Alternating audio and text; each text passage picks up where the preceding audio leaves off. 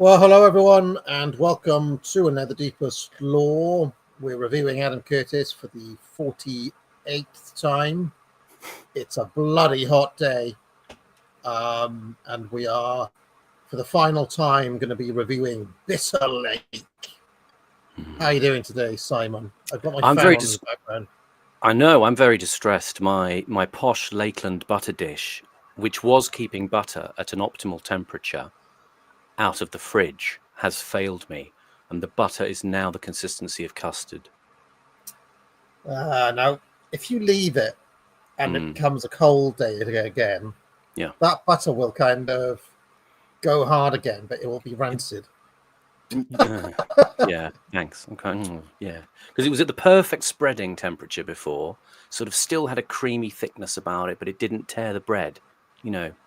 But now it's just slush. Horace, how are you doing this week, sir? Good afternoon, chaps. Yeah, I'm doing all right. I'm a bit kind of horrified by the state of the world. Seems to be a particularly horrible week for various events. But yeah, I'm doing okay. I'm bearing up, you know. How are you? Oh. AA, we can't hear you.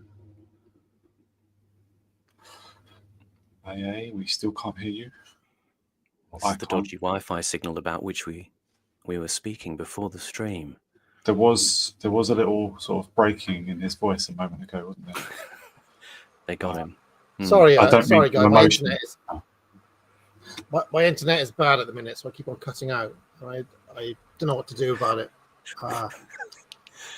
So we could be going for more continuation streams. Lucky hell. Well, I've got almost no signal. It's usually like full, but it's like on 1 today, and it was bad yesterday as well. I cut out during my stream yesterday. Just when everything was going so well with the world, you know. Well, I know. Yeah. I've been gardening this week mainly. I got into I randomly I've got a compost bin, and I've been composting, weeding, and getting things in order. And I kind of enjoyed it more than I thought I would. Maybe this is what happens when you reach your 40s. You were napalming the sow thistle or something. I hate sow thistle. Yeah. You had a combination of chemicals that were quite comprehensive. Well, what I did is that I kind of cheated a bit, because where in the park where the lodge is, there are staff and things. So I enlisted their aid to do the actual weed killing part. So I wouldn't have to buy weed killer or get my delicate hands involved, because that stuff is toxic if it goes on you, you know. Yeah, and buying large quantities of chemicals at the moment is probably something to get someone else to do. Yeah, no, like they've got they wear the big masks, and they've got this kind of long hose thing. I was like, well, you guys can do that. I just did. I cut a bramble out, and brambles are an absolute pain in the ass. I'll tell you that much. Yeah. You're feeling as I did actually. With the world news and with your weeds, we're all feeling Douglas Murray's sense of existential tiredness this week. One thing I do like, the hot sunny weather is great for my plants. I keep a collection of plants in the house, and they're growing. They're vibrant. They're full of life. So well, I'm glad somebody is. I'll also say that I've got a new pet peeve. Right. I have need occasionally to use the services of, let's just say, a whole cottage industry that exists on a website called Etsy. Are you familiar with this website? Yeah. It's quite good now. So I fairly regularly get packages from Etsy. Now I've got two little issues with this. One is that some of the items that I receive from Etsy, I don't really want anybody else to know what they are, and it's a little bit annoying when the sellers on Etsy basically plaster the box with what it is. Yeah, which creates an issue because it's like, well, you know, the missus has got this saying, "No cats, no bags," i.e., I can never get away with any secrets whatsoever. Yeah. It has a way of finding out. And well, like when I came home yesterday, she was like, "Oh, I wonder what that is." All over the outside. So that's the first thing. And then the second thing is that they're very, very, very overzealous with the packaging. I know like items are, you know, they can get damaged in the post and so on. But like when you've got something that is literally triple boxed, and then it takes you about 20 minutes to cut through all the cardboard and the various different layers that they've got, and then when you make it, there are those big thick bits of polystyrene that go everywhere. And there is yet more tape, and then it's tape within the tape. It took me literally about 40 minutes to open a package earlier on. It's too long, mate. It's like an autopsy, isn't it? Now you've got a waste disposal problem. Yes. Well, I've dealt with all of that, but yes, it is a waste disposal issue as well because they put so much tape and so much polystyrene, and it's intimately connected with the cardboard, so you can't really separate out the cardboard. So I just put it in the regular big bin outside. I put the whole thing in the normal trash because there's no way I'm sifting out the sellotape and the cardboard and the polystyrene and the various layers of bullshit I had to get through to open this package. So but it helps get past the sniffer dogs, doesn't it? So well, I'm not I'm not buying anything like that for us, I'm afraid.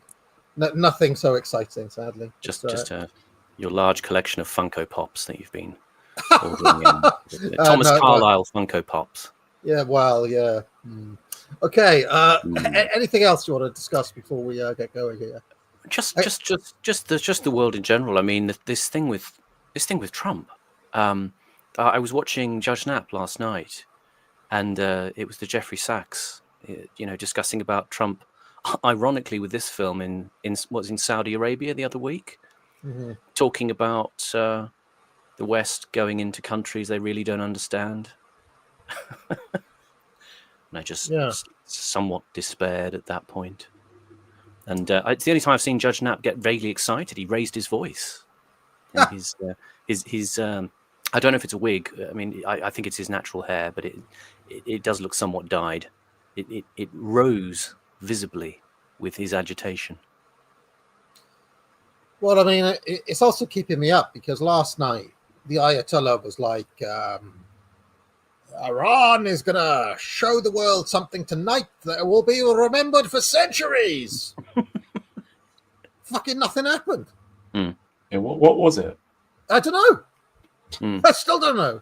I mean, I don't know if Israel are kind of doing like a blackout thing where they're not letting any videos out at the moment. But if it's something we're going to remember for centuries, I don't even know what it was. So that was a massive nothing burger.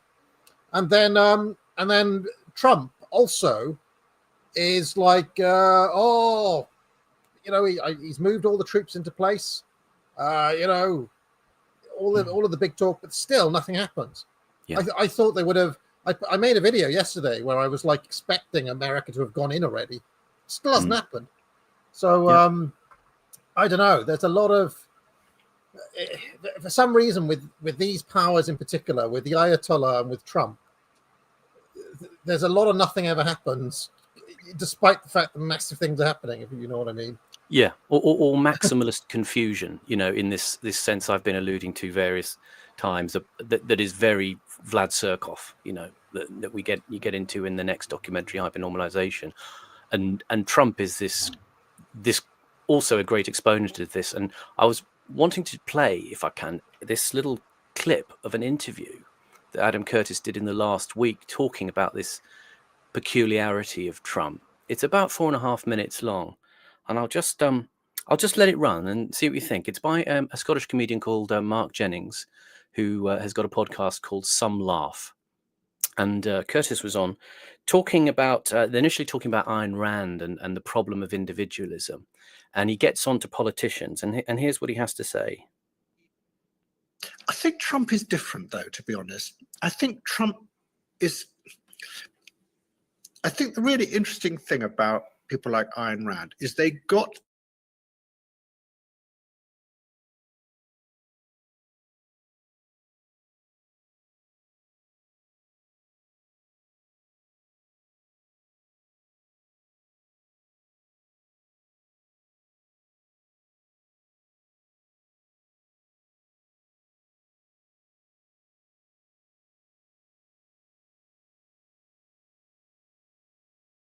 Simon, I think you going on mute maybe made it stop.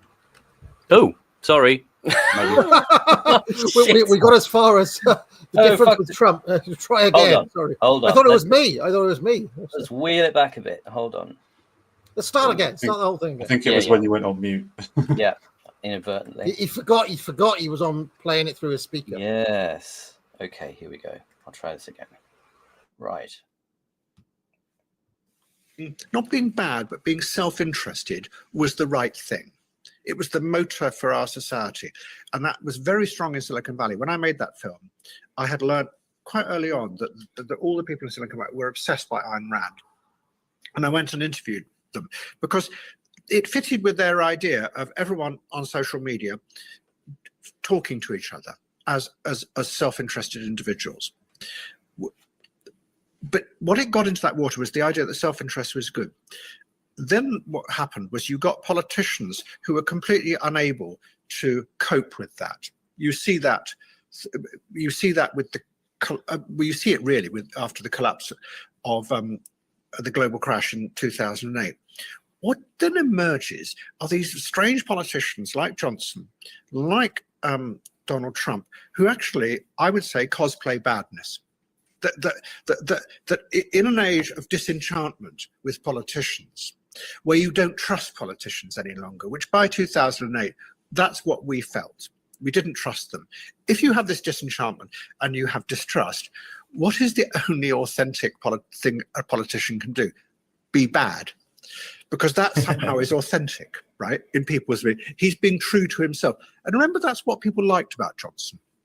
They knew he was bad, but as opposed to the phonies, he was being himself. That was his trick. And the same thing's true with Trump, is we know he's bad, and he knows that we know he's bad.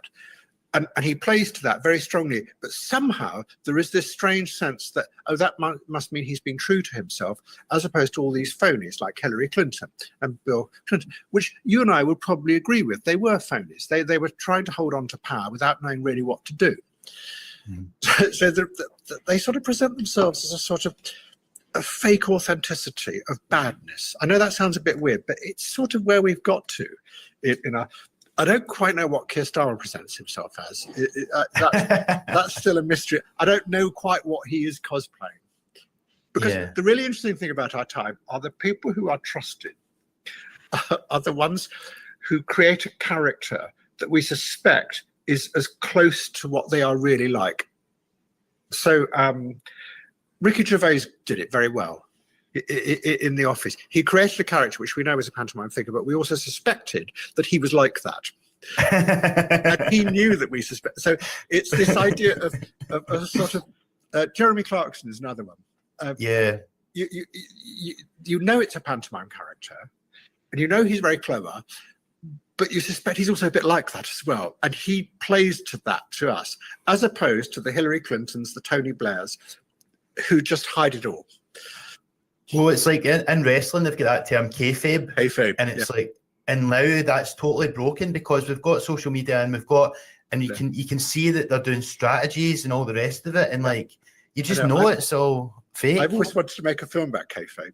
And Japanese wrestling and how it spread out from it. Adam, wait, stop! It was ever since there's some, I can't remember the name of the wrestler here.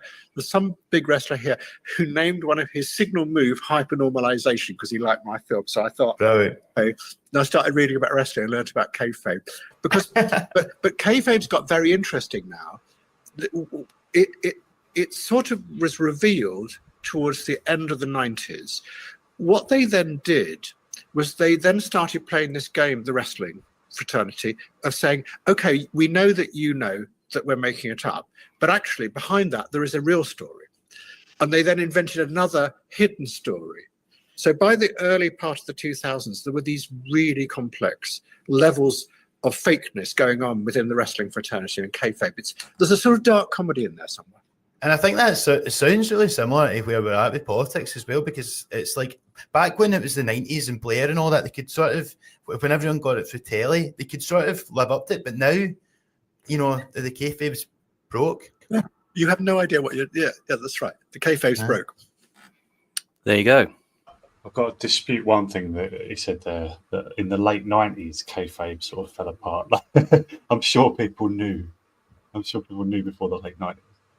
Well, the pro wrestling was. Yeah. I mean, technically speaking, Vince McMahon broke kayfabe in the early 80s. Well, two reasons really. One is that he basically admitted in court wrestling was fake. It's so obvious. Yeah, well, he up until then, when they put events on at Madison Square Garden and Boston Gardens and so on, the referees were provided by the State Athletic Commission. And Vince didn't want the referee. He wanted the referees to be under WWF payroll, and he didn't want to have to be under the rules of the State Athletic Commissions. So he basically said, well, listen, wrestling's not a sport, so fuck off with the state. Right. So he broke a lot of things like that legally in the 80s. And he moved the product towards basically selling action figures to kids, you know, Hulk Hogan and, you know... Greg Valentine I had. You know, Coco Beware, the Birdman and so on. It's like, well, this is he changed wrestling quite a bit from where it had been, you know, Dory Funk Jr. against Jeff Briscoe. And, you know, the commentator would be the old Gordon Soley, you know, two athletic young men, you know, both great amateur backgrounds and all this sort of stuff. And Vince was like, yeah, here's a dude from the swamp. His name's Skinner. Yeah. So he's a very different type of presentation from what wrestling had been. So, but by the late 90s, it was truly well and truly. So anyway, I shouted out Adam because maybe he should consult me on that documentary. Absolutely should. The only person I reckon in the world who has watched every single Adam Curtis documentary and has a deep knowledge of Japanese AJ wrestling from the late 80s. Yeah. He's going to be texting you after the show. He'll be interviewing you in a ruined office somewhere. Yes. Or something, or a wrestling ring. He could interview me outside the lodge, sitting in a pile of weeds. How about that? There you go. Yeah, I mean, it's in a way, it's kind of facile thing that, you know, I sort of I'm clinging on to it, you know, because of how depressing the last few days have been with Trump. But it's a sort of facile reading in a way that, yes, Trump is just doing this performatively erratic. He's our guy one day, he's not our guy the next day thing. But it's interesting that Curtis feels that that's still the mode that he's in, and I mean, it's going to be tricky to see how he cooks out of this one and becomes our guy again. If he, I don't think that's never was. I think he's gone all in. I mean, half of my timeline is defending Ted Cruz this morning. You know what I mean? Yeah. We're in a dark place.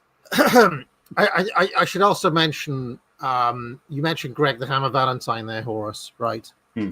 There was a wrestler known as Chief J Strongbow, who I absolutely hated. A lot of people liked him. He was basically a Red Indian, a Native American. He wasn't actually. He was actually Italian, but he claimed to be. You know, he wore the feathers and he did like the dance and so on. And there was also one called Wahoo McDaniel, who was actually a Native American former football star. And Greg Valentine he ran this angle where he broke Wahoo's leg, right? He put his leg in the figure 4 leg lock and broke his leg, right? Injuring and putting Wahoo McDaniel out. And then he wore a T-shirt saying, "I broke Wahoo's leg." But then years later, they ran the exact same angle with Chief J. Strongbow in New York, and he broke Chief J. Strongbow's leg. So I've always got a kick out of the idea that Greg Valentine was like a secret anti-Red Indian racist who just broke the leg of Indians, fake or real. So. He's Greg the Hammer, but he's the hammer of the natives, like Edward First. Yes, absolutely. Yeah. And I should also mention. Remember when I did the revamp, last year? Was it last year? Yeah, I think it was last year. Yeah. I did the revamp of the channel, and I said, I took inspiration from Greg the Hammer Valentine's father, Johnny Valentine, who had a very slow and methodical pace. And he worked in a territory called Mid-Atlantic, which was actually where Ric Flair made his name as well. The Jim Crockett territory, Jim Crockett Promotions. And they had always been a very fast, kind of high work rate territory where they were used to fast-paced matches. And Johnny Valentine, Greg's father, was slow. Like Greg Valentine was slow and methodical. Yeah. And, Gorilla would always say, it takes him 15 minutes to warm up. Well, I mean, Johnny Valentine would literally have like hour-long matches where he'd be like sitting in a headlock for 20 minutes and, he'd just be really slow wrestler. Right. And basically, like when they brought in Johnny Valentine as the big heel in the area, the fans were absolutely hating this. Absolutely hated like the change. And Johnny was like, yeah, just give them 6 months. They need to learn. Right. So he did. They basically retrained the entire Mid-Atlantic audience to get into Johnny Valentine's style. And, after about a year or something, he was a massive star. They loved it. They loved watching his matches and so on. But they completely had to retrain them. And I took inspiration from that for my revamp. So you understand what I'm saying, right? Like look, if you just keep on pointing in front of them, night in, night out, Johnny Valentine, headlock, big club in blows. They relearned. And this is kind of what I've done. Did he continue as a heel? Yeah, he did. Yeah. And in fact, he had a very high drawing run. I'm trying to remember who the opponent for him now was, but they had a tragic plane accident, and I believe Johnny Valentine was either like crippled or died or something in that plane accident. And a young Ric Flair was on that, I think, in the same journey, and he hurt his back. Ric Flair still, even now, all the way through his career, had a bad back due to the injury from that, but he didn't die, obviously. But I think Johnny Valentine died in a plane crash in 1975. Anyway, so Right. let us get on to Adam Curtis. Adam, if you ever watch this, I'm your man. I know all about you, but also I know even more about pro wrestling, so I could help him so much. It's got to happen. All right. I'm trying to remember who the opponent for Johnny. Who was Johnny Valentine's opponent? I'm aware that Simon may have been trying to make a different point with the Curtis clip, and I just made it all about wrestling. But... Yeah, No. sorry about that. No, it's another great digression. It was funny because when I was talking about that Afghan singer last week, Ahmad Zahir, he did the song with the famous clip of the bird and the soldier, I looked up a bit more about him, and we had that massive digression last week. But if I found this page, there was a singer in Tajikistan called Sadruddin Najmuddin. He said that Ahmad Zahir is as well known as Coca-Cola and possesses a star power akin to that of Michael Jackson. I thought brilliant tie-in to our digressions last week. The opponent was Wahoo McDaniel. Was Wahoo McDaniel, who I mentioned So that's why Greg Valentine broke his leg. It's kind of revenge for the father type thing. So anyway, let's go for bitter lake. Come on. Oh, hold on a second. What about the summer sale? The summer sale, and it is absolutely boiling. I've got my fan on because it is truly a scorcher. It's the academic agency summer sale. Use the promo code SCORCHER. 25% off all courses. SCORCHER. Get it now. SCORCHER. SCORCHER. SCORCHER. Promo code SCORCHER. SCORCHER. SCORCHER. Buy it now. Scotcher. That divides people. It's some people's absolutely favorite ad. Other people, prefer admire so much. Mandy one. I like the rhetoric advert actually. I think that's really good. Do you? Yeah. But what about the? I mean, there's been some over the years. What about merit? Merit, pure merit, such merit. There's that. There was Shaw Jan, of course, my January sale one. Sure. And so, sure. Sure, Jan. Can you come? There was Mario Lord. Do you remember that? Super Mario Brothers 2は Game watch.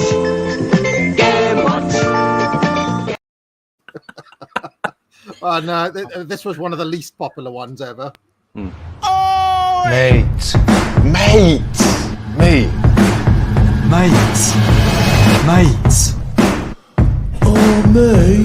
mate. Capitalism ho.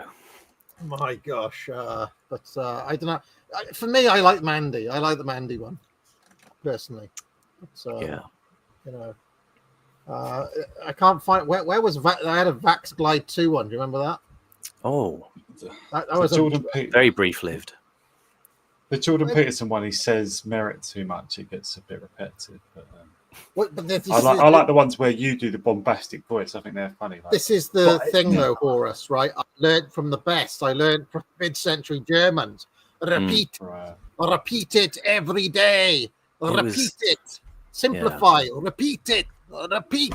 It's one of those urban myth advertising nostrums. You have to sort of repeat it 7 times or something like that, some random number to embed a message into people when you're giving I worked in address. marketing, and there was a lot of stuff to that effect. Like, don't feel that you're annoying people by keeping repeating stuff. Just do it anyway.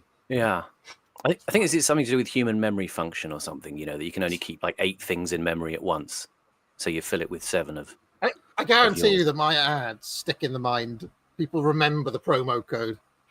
You'll never forget the promo codes. No. Apart from maybe Vax Glide 2. I can't even find it. It's not even on it. Master of hard sell. Anyway, buy a course. At my direction, elements of the 82nd Airborne Division, as well as key units of the United States Air Force, are arriving today to take up defensive positions in Saudi Arabia. I took this action to assist the Saudi Arabian government in the defense of its homeland. Osama bin Laden had returned from Afghanistan, and he went to see the Saudi defense minister and pleaded with him not to let the Americans come. He offered to raise a force of Mujahideen fighters in Afghanistan and bring them to defend Saudi Arabia instead. But the defense minister turned him down. And within weeks, over 500,000 American soldiers had arrived in Saudi Arabia. Bin Laden saw it as the corrupt takeover by the West of the very heart of Islam. Cameraman, please show them what's going on if you could. Show the street if nothing else. And he decided that America, although it had been his ally in Afghanistan, was the real enemy.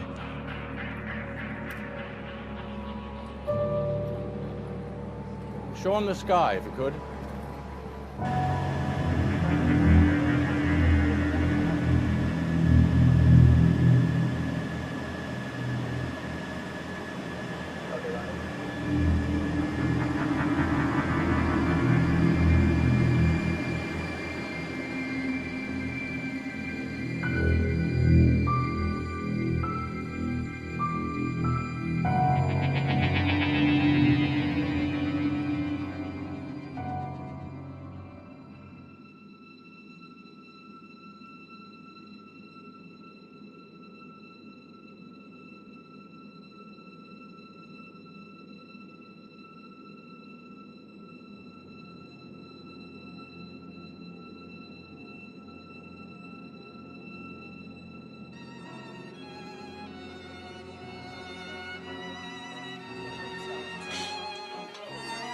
Wait, what strange noise is that?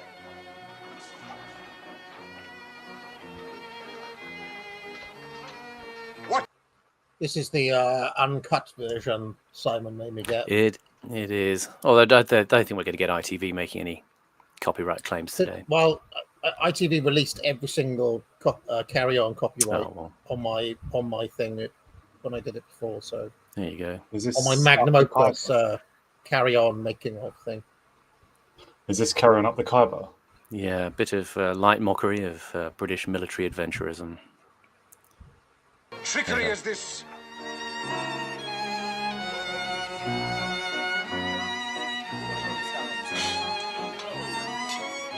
You, up there! What is this noise? Can you see what is happening? Oh, yes. They are sitting down to dinner. Sitting down to dinner? Are they stark raving bonkers? These people... No, I went to that conference last week. There was a guy there who was a spitting image of Bernard Breslau. And I know one of the papers was really dull. So I spent like half an hour thinking, like, shall I go up and tell him he looks just like Bernard Breslau after? Oh, I get it all the time, mate. Breslau on the right. He was American. Yeah. I think he was American, so he may not have got the reference, but yeah. I decided against saying it to him. But I did spend half an hour thinking about saying it's ridiculous how much you look like Bernard Breslau. He was a big guy as well. Big Yeah, guy. like Breslau was. Yeah. That's Breslau down on the right there. One of the more lovable of the carry-on character actors, I find. Just while we're on a pause, are you fans of The Man Who Would Be King? I have to confess I've not seen it, which is, I know, heresy in these circles. I didn't know it was that popular. I just Bo from the Lotus Eaters. He absolutely loves it. He even wrote his own novel based on it. It's like one of his favorite films, and so I've Is watched that it. the Michael Caine movie? Sean Connery. Oh, it's good. Yeah, it is good. That is a good movie. Yeah, I like it. Yeah, It's set in the same area, isn't it? Yeah, I like it. There's a good number of those sorts of kind of British Empire type movies that they made back when we had a film industry, in the 60s and 70s. So. Indeed. People sometimes infuriate me. Oh, they come out here with their starched uniforms and their stiff upper lips and their dirty great flags hanging out. Think they own the place. They do? Well, they won't much longer. Start the attack. By the time I've finished with them, their stiff upper lips will be so limp, they'll be hanging down to their navels. I will kill the pigs. Fire!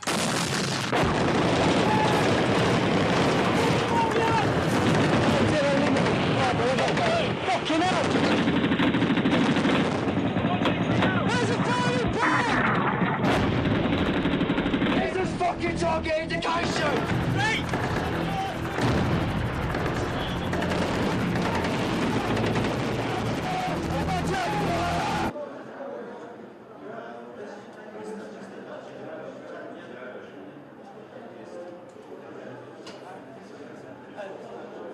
I'm not denying that I'm not a mullah. I'm a mullah in a mosque, not with the Taliban. So I mean, they arrested me and they brought me here. Did you say they beat him? Beat him and electrocutions. Yeah. Signed false confession. Does he say they forced him to sign a confession? Oh, no, he didn't say that. I'll tell you that. Yeah, I mean, they forced me, they beat me, and they put my stamp saying that you are Talib. Does he know? Do we ask him already? Does he know? Are there lots of Taliban here?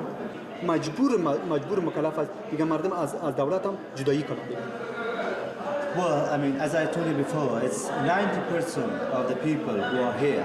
They came by the name of Taliban here, but they are not actually Taliban. They arrest them and they brought them here. Pause, please. Just wanted to ask, what is a mullah? Is that the same as an imam or what? It's just what they call the cleric class, I believe. Okay, just sort of regional name. It's like a collective name for the priests. And while we're doing it, what is an ayatollah? The ayatollah is the Shia equivalent, the grand ayatollah. is the Shia equivalent of the Pope. Ah, and there's no equivalent to that in Sunni Islam, is that right? That's right. Right. But in Shia Islam, he's the head of the religion, like the Pope. There is also ayatollahs who are, I guess, the equivalent of cardinals. All right, and they are in Iran. Iran is considered like the sort of leading Shiite regime, right? Iran is the center of Shia Islam, yes. Okay. And there is, if you get into it, it's something to do with 12. There were 12. I always forget now, but there were 12 followers or 12 sons of Muhammad or something. Yeah. And the Shia branch is from a guy called Ali. Yeah. Prophet Ali, right? And in theory, the Ayatollah and the mullahs and all of the high-ranking Ayatollahs are in some way related to Ali, and they claim lineage from Ali. Yeah. So it's actually blood lineage as well. Okay. I believe so. I mean, correct me if I'm wrong, but right. I knew that, like in Sunni Islam, obviously there can be a caliph of the whole Islamic world, but he's supposed to be descended of Muhammad. Right? But in fact, that may be falsified, and there isn't a caliph at the moment, right? There is no caliph of the whole the whole Sunni world. Anyway, that's a different topic. Yeah. Yes, but I believe, and there's also, when you see them wearing the various different turbans, the color of the turban means something. If it's black, they're like in that kind of blood relation with Ali or something. Whereas if they're white, they're kind of lower down. I don't quite understand it all, but it also signifies the color, whether it's black or white, means something. There's also the current Ayatollah, the one in the news at the minute, Khamenei. There's a lot of question marks about him actually becoming the Grand Ayatollah, because he was not high ranking. Right, it'd be the equivalent of, there's usually like leading candidates to become the Pope, and they're like senior cardinals in the Vatican. Yeah. Khamenei was not a leading contender. He was not like a leading Ayatollah. He was more of a political guy in the revolution. But yeah, he was the one who became the Grand Ayatollah. And there are still question marks as to how the hell that happened. And it's a long-standing conspiracy theory within Iran that he was installed by the KGB, or he has ties, because he studied in Moscow and he has ties to Russia. So. Incidentally, did either of you see there was sort of a rumor going around last night that Ahmadinejad had been assassinated? No. What, the old president? Yeah. It was just a sort of a few accounts, the usual, no kind of proper sources, but, reports unconfirmed. He's been shot on the streets of Tehran with his wife and his sons. Oh, yeah, right. I'm seeing it now. I'm sure Israel and co would love to take him out if they could, because they used to cite him as the proof that Iran wants to obliterate Israel. I would actually suggest that it's possible that would be an inside job on him, because he's a bit of a pain in the ass for the regime. Yeah. When they put him in as a kind of populist concession. But then they stopped him running again, and they basically he's almost been like Jeremy Corbyn, if that makes any sense, or like he's been sidelined within Iranian politics. So I wouldn't be surprised if it was the Ayatollahs themselves. And I was speaking about the turbans. It was significant that he didn't wear one, for example. Yeah, he looked secular.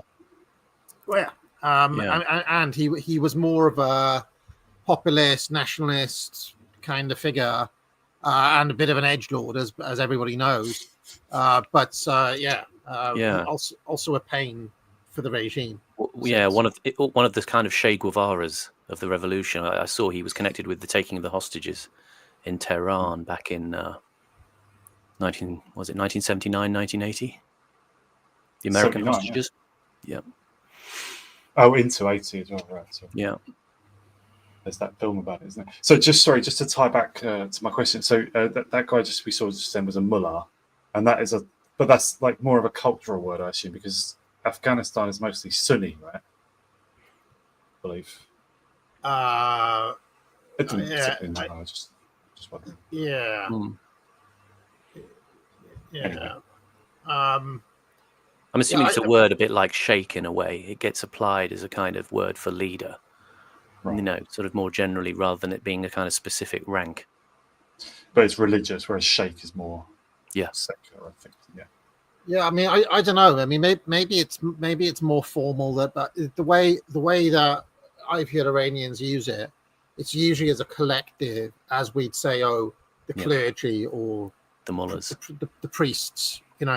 It refers to them as a class, and then within that they've got obviously titles and ranks and so on and so forth. So, yeah.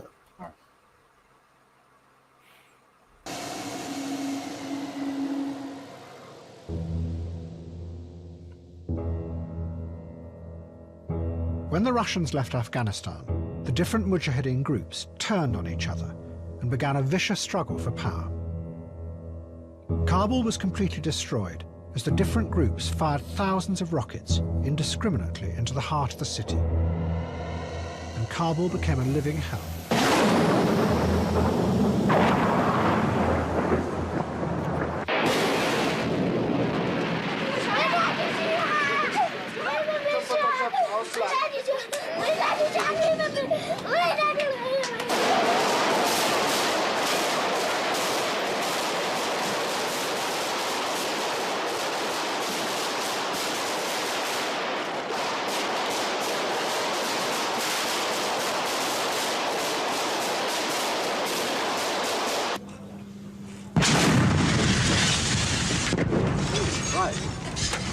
That news, that.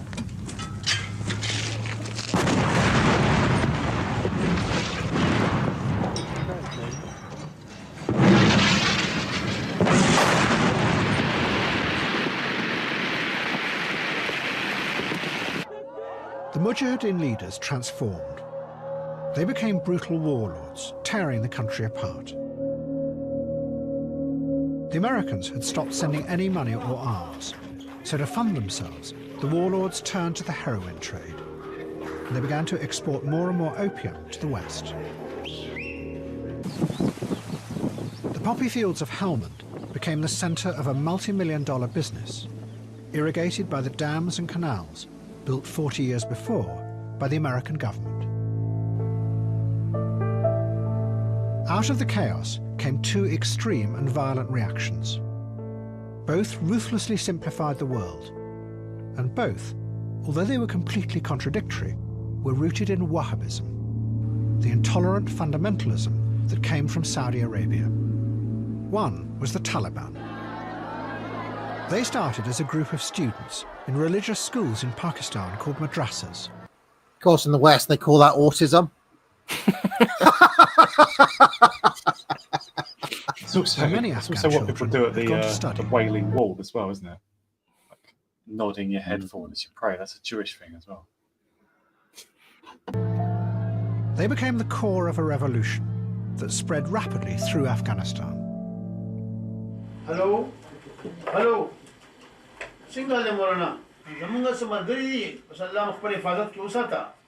Delta the Darlum Talibandi. There's a Rutana Sabarak Darzi. The hand and a misnishim, the hand of the man were pulling in the government. إذا من كتابنا بصر يسمى عليه وكون امتحان تبع إن شاء الله من وقاص راجع. سبقت بقى سواك ويالت بستري وغيره بس كل شيء. بستري وقت لا يجيك أكثر بستري وكون امتحان تبع إن شاء الله. Although they were in Pakistan, most of the madrasas had been created over the previous 20 years by money from Saudi Arabia. They were part of the massive effort. Of course, they didn't mention that they were still studying barbering. Someone for their future exploits, running barbershops all over the UK. Great scene there, showing that students lie to their tutors, just as we do in the West. It had been started by King Faisal to spread fundamentalism throughout the Islamic world. And the ideas that the madrasas taught were very close to Saudi Wahhabism.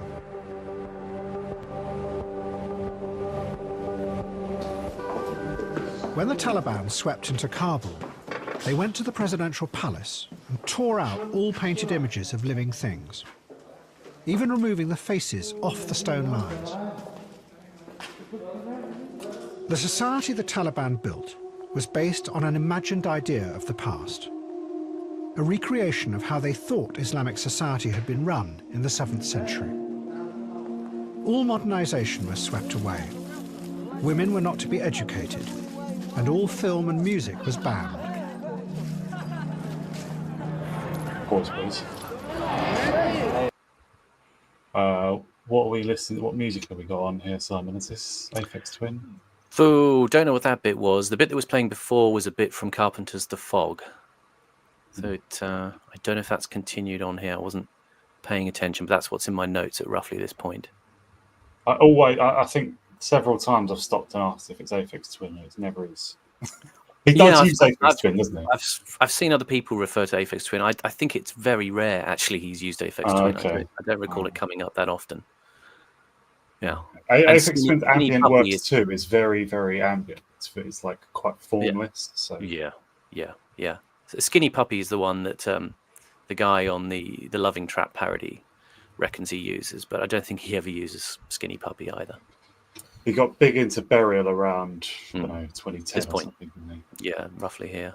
Yeah. It's not part of you, because the kind of scientific or political scientist part of my brain, or the sociology, anthropology, or whatever you call it, are you not interested to see what may have come of their efforts? Like I've called the stream "What was the West fighting for in Afghanistan?" I kind of wish they just let it run, see what happens. It's kind of interesting, isn't it? Let it go. Yeah. And even the bodies of dead communists were dug up and burnt to cleanse and purify the land.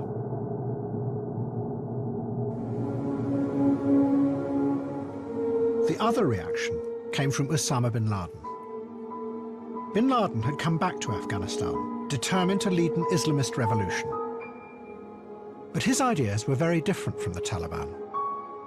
He wanted to use Islamic principles in a new way, to make it a revolutionary force in the modern world.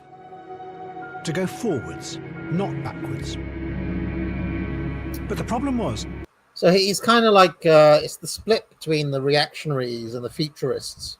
Again, it's like the Evelers and the kind of...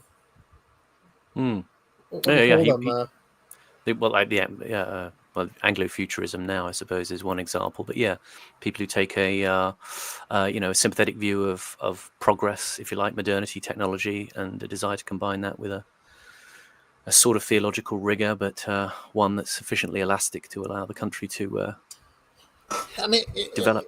Someone in the chat is saying not interfering is how you get a rival castle, but like with respect, they're going back to the 7th century. It's like they're probably not going to be that much of a threat. Just leave them be. What are they going to do? Like throw rocks at you?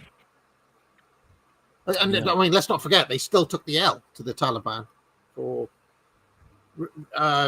reasons that still remain mysterious. But the current attack on Iran may be one of them, because a lot of the infiltration was actually through the Afghan network. So my dad told me. 50 million Afghans ended up in Iran, and they have been used for Mossad subversion since. So maybe that's why they kind of gave that, and those weapons that were left in Afghanistan have ended up somehow in the hands of people who are against Iran. So, did you say 15 million Afghans live in Iran? They've ended up in Iran after the shenanigans, and Suddenly, I feel a lot more sorry for Iran. Yeah, hell of a refugee crisis, and of course, this is why my dad cusses out the mullahs so much. They've got this idea of Islamic Brotherhood that literally nobody else shares. So it's just absolute bullshit. What is the cost of that to Afghan women and children? Iranian women and children. Oh, it's just insane. It's just like, and from their point of view, you know, all their taxes are going on like funding Hezbollah and stuff like this, you know. So it's kind of, yeah. Anyway, let's carry on. That these ideas had failed to capture the public imagination, not just in Afghanistan, but throughout most of the Islamic world. Bin Laden was convinced that what was stopping this revolution was America. He had seen how American money had corrupted Saudi Arabia. Now he believed that America was corrupting the minds of Muslim people everywhere and preventing them from rising up and liberating themselves. Bin Laden's Islamist ideas began to mutate and become mixed with the intolerant and anti-modern anger of Wahhabism. Out of it came a dark and apocalyptic jihadism. It's said that the only way to create a revolution would be to attack what he called the far enemy directly.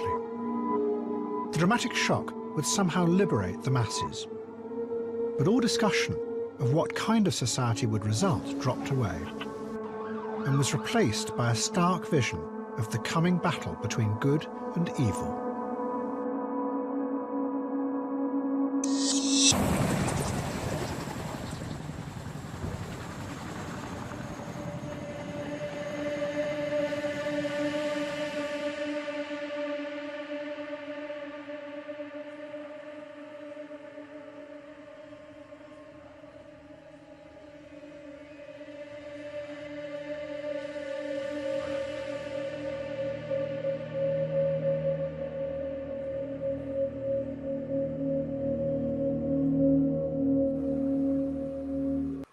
Is this from a movie, Simon?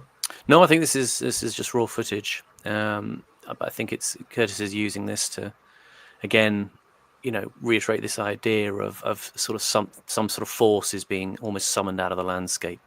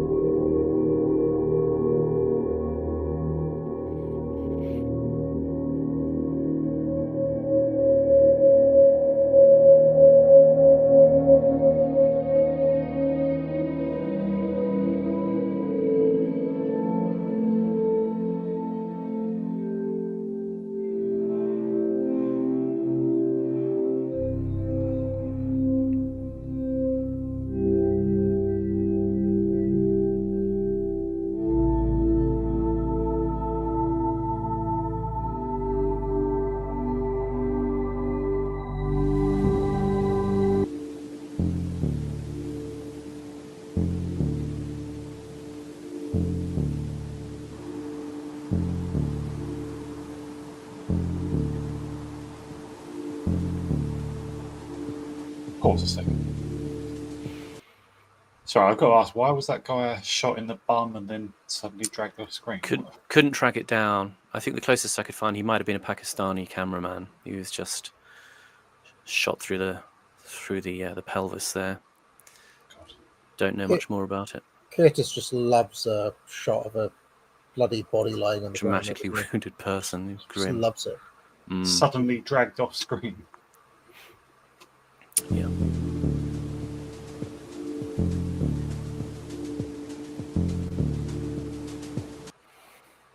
No cheers for anyone? I'm not keen on this guy. I'm not going to cheer for him.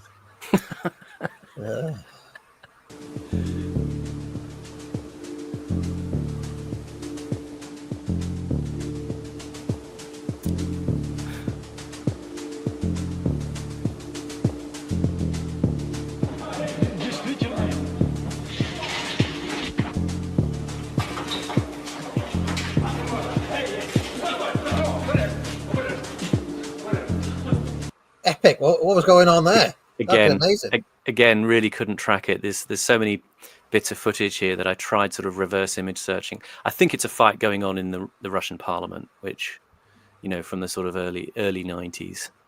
But I don't know who the characters are. I couldn't track anyone down. In the chat, can we get a big S for the amount of effort that Simon puts into this? He tries to track down virtually every shot in the whole documentary and all the music. It's fucking brilliant. Like I said, it's difficult with this one because so much of it was just footage that was lying in the BBC's filing cabinets in Kabul for years and years without really, it's not logged anywhere for us to sort of find out. So the only bits you can find online that match the images are the bits that come from this documentary, which is a shame.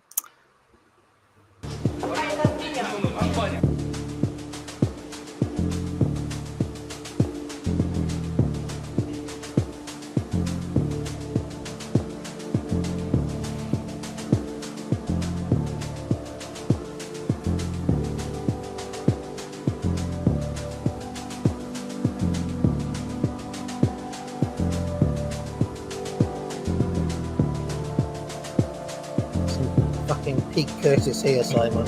Oh yeah. This is Pete Curtis right here. She reminds me of something from Return of the Jedi and Jabba's, yes. One of the dancing girls. Yeah.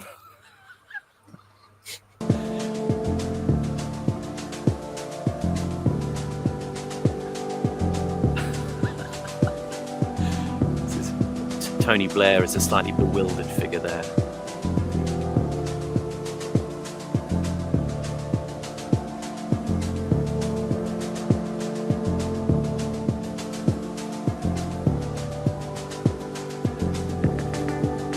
What song is this, Simon? This is Electronic Rhythm number 3 by Pie Corner Audio.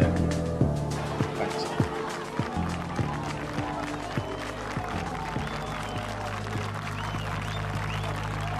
Tony Blair, Tony Blair, Tony. They're chanting it. They love him there.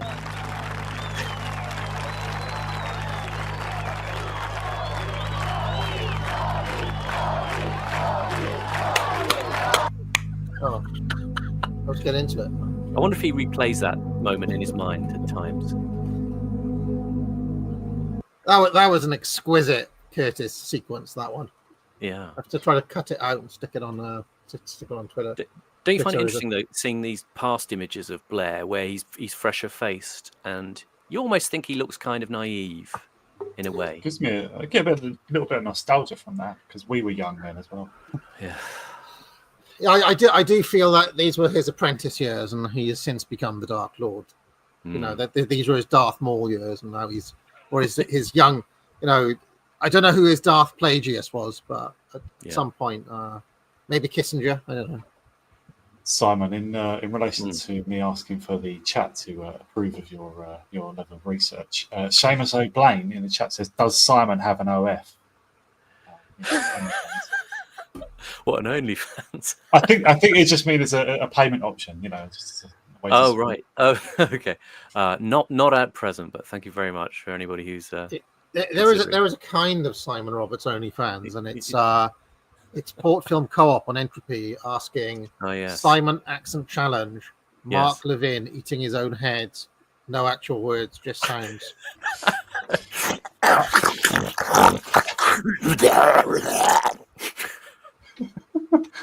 He's horrible, Mark Levin. I always remember, I used to listen to Mark Stein as distinct from Mark Levin about 7-8 years ago. Mark Stein was always very funny. He used to sit in for Rush Limbaugh. Yeah, he's dry. Huh? He's dry, isn't he? He's good. He used to do these very funny monologues. I remember there was one time, the classic one he did was when Hillary was talking about disinformation at one stage, and she talked about, content being created in Macedonia. And Mark did this brilliant monologue about Macedonian content farmers. He talked about the Macedonian content farmers sitting on their porch, strumming the gadulka, singing the ancient content farming songs of their ancestors. And it was always sort of Stuart Lee-ish. But Mark Levin used to come up in my sort of suggestions, like on YouTube. And I tried looking at him once or twice, and he was just really unlikable. Yeah. I never understood people. I mean, Mark Levin is currently engaged in the worst propaganda campaign I have ever, and I mean ever, witnessed. He is he is so bad at his job. It's your only job, Mark, and he's bad at it. I'm just saying. It is whatever the opposite of persuasion is. It's whatever Mark Levin is doing at the minute. And apparently he's got direct access to the president for some reason. It's absolutely bizarre, absolutely ridiculous. I mean, shall I read some of his recent tweets? AOC is David Duke in a dress. She's just not. That's just not true. What else? I will be on Hannity tonight on Fox. Yeah. Hold on a second. I mean, the whole gambit now is to claim that he is the real MAGA, and that Tucker and anybody who's against this war are fake MAGA, or that they're, Qatar MAGA. Currently, was he a never Trumper back in the day? Yeah, he said he'd never. Yeah. So he's just improvising wildly now. He feels his moment has come. And he's got a nickname for Tucker Carlson, which is Chatworth Catalson. Oh, I see what he did there. Right, Chatworth Catalson. Catalson, yeah. Now, apparently the Chatworth is an old Rush Limbaugh nickname, referencing some show that was on TV in the 60s or something. Yeah. So that's a really kind of a old lost boomer reference. And then he's added the Catalson bit. He's a wild, crazy wordsmith. All right, so I'll just read, right? Chatworth Catalson was far worse than a never Trumper, far worse than a Donald Trump critic. His pure hate for the man as a human being was unhinged, abnormal, poisonous, as you can read yourself below. Those perverse and deeply troubling public impulses appear to have resurfaced. Disagreements and criticisms with any president are fair game. Hard-fought primaries can cause things to be said that people regret. But this is much different. Together with his weird, nervous laugh, promotion of anti-Semites, attraction to Putin, in my opinion, I fear something is way off, says Mark Levin. Dave Smith has always been a sick bastard. Ask yourself why he was promoted by the fake MAGA podcasters and the likes of Chatworth's Catalson. Islamist Nazis slaughter over 100 Christians in Nigeria. Big poll. Did you know that 72% of the US support attacking Iran if necessary? Right? Or 72% of Trump supporters support it. I believe that. I've got something to sell you, and he's just, it's on and on and on. I think, it's just non-stop all day. He rankles with bitterness, doesn't he? Oh, it's just, there's real MAGA and there's fake MAGA.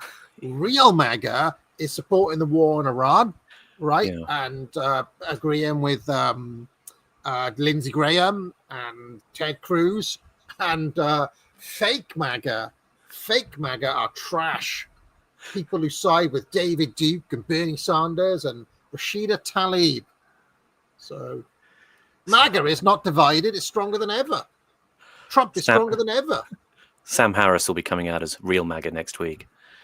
It's like IRA, isn't it? Real IRA, continuity IRA. I just can't believe they're running this playbook. It's just so horrible. I mean, some of the stuff that I've seen over the past week is truly mental. Did you see what Bill Mitchell posted the other day? Yeah. Bill Mitchell, right? Bill Mitchell says, has anyone considered the possibility that America has miraculously survived so many close calls over the centuries that it is our purpose to defend Israel? If we quit Israel, I believe God may quit us, and I'm not prepared to take that chance. Was he dressed as Charlton Heston as Moses, carrying some tablets in his hand at that point? It sounds like he's aiming for a sword and sandal film. It's just beyond. I just can't believe some of the stuff we've seen. Well, this is what I said about existential tiredness at the beginning. It is just it's just battering away at you with sheer nonsense. So yeah.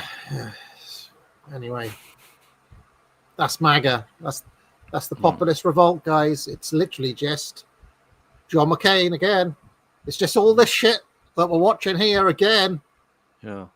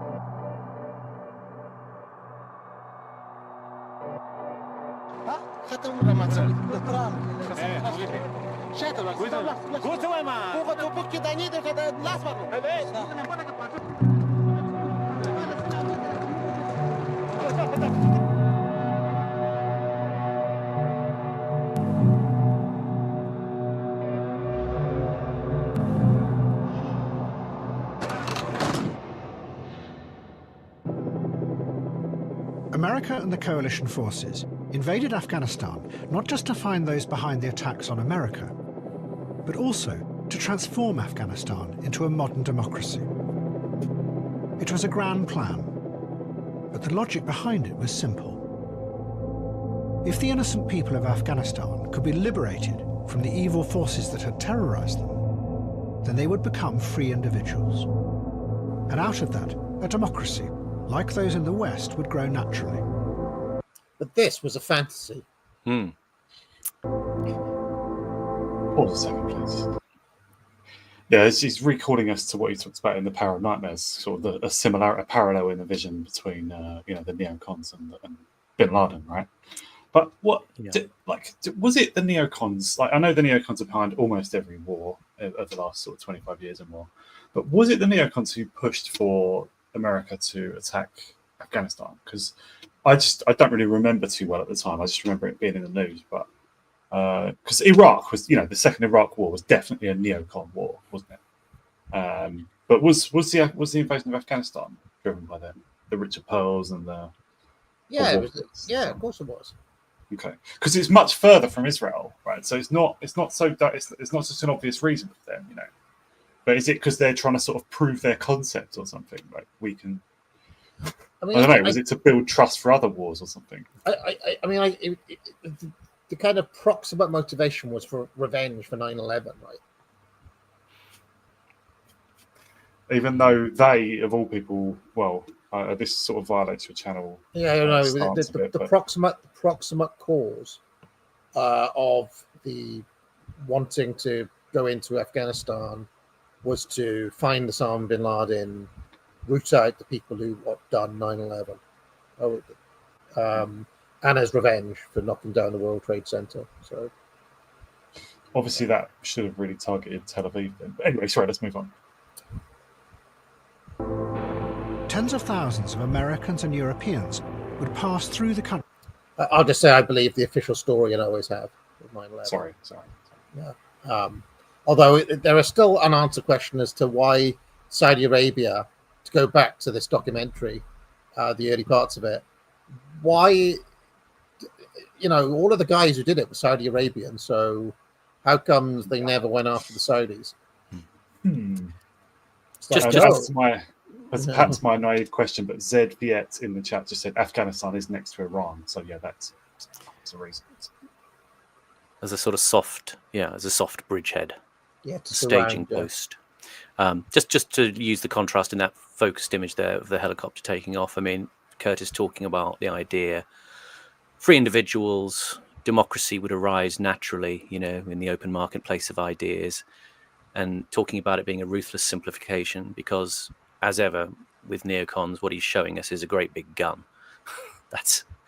It doesn't arise democracy ground up. Over the next 10 years, soldiers, diplomats, experts, political advisors, and journalists, all of them trying to build this new society.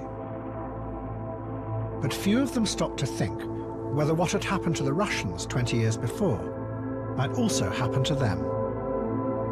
That in a strange way, Afghanistan has revealed to us the emptiness and hypocrisy of many of our beliefs, and that we may be returning from there also haunted by mujahideen ghosts, knowing that underneath we believe in nothing.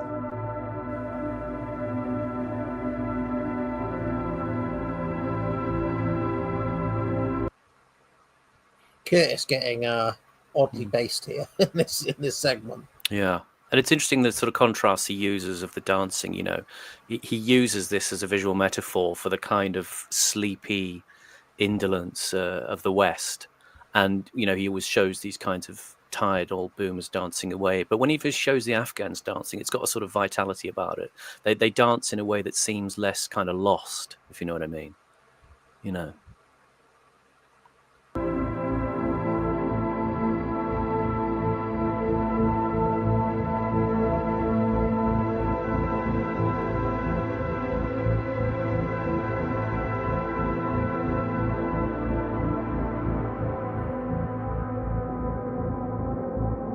After the shock of the attacks in September 2001, the greatest fear was that the American economy might collapse as well. In response, the politicians, advised by their economic experts, cut interest rates to almost zero. This allowed cheap money to flood through the system and avoid disaster.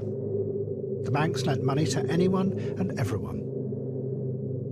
It was the politicians looking to the financial system to stabilize the country.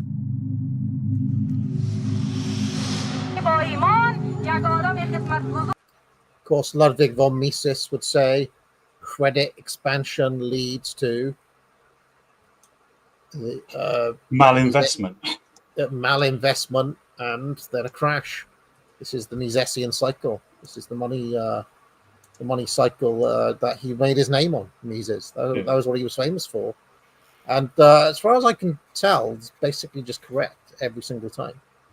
Yeah, in Austrian economics, there's a natural rate of there's always a rate of interest. It's not set by the state; it exists, and the market shows it.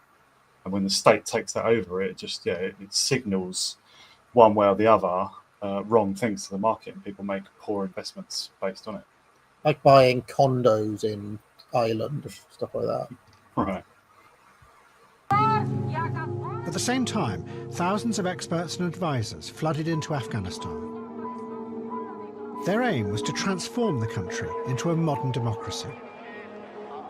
This optimistic vision of a future Afghanistan was celebrated in the Kabul Stadium. It was the same stadium where the Russians had celebrated their new model for Afghanistan 20 years before. Last year, we think that we never can be alive again. We will die. But now we are thinking that we are alive again, and we are too happy. And also from America, that they help a lot. We are very appreciative of them. Thanks a lot. I think now everything is normal. The man and woman can work in one place. No any different between them, and I think everything is going to good day by day. And this is our school. That's your school board. Yeah. Okay. Pause, please. So she was speaking for the Taliban there. No, is that right? No. She's a high school girl.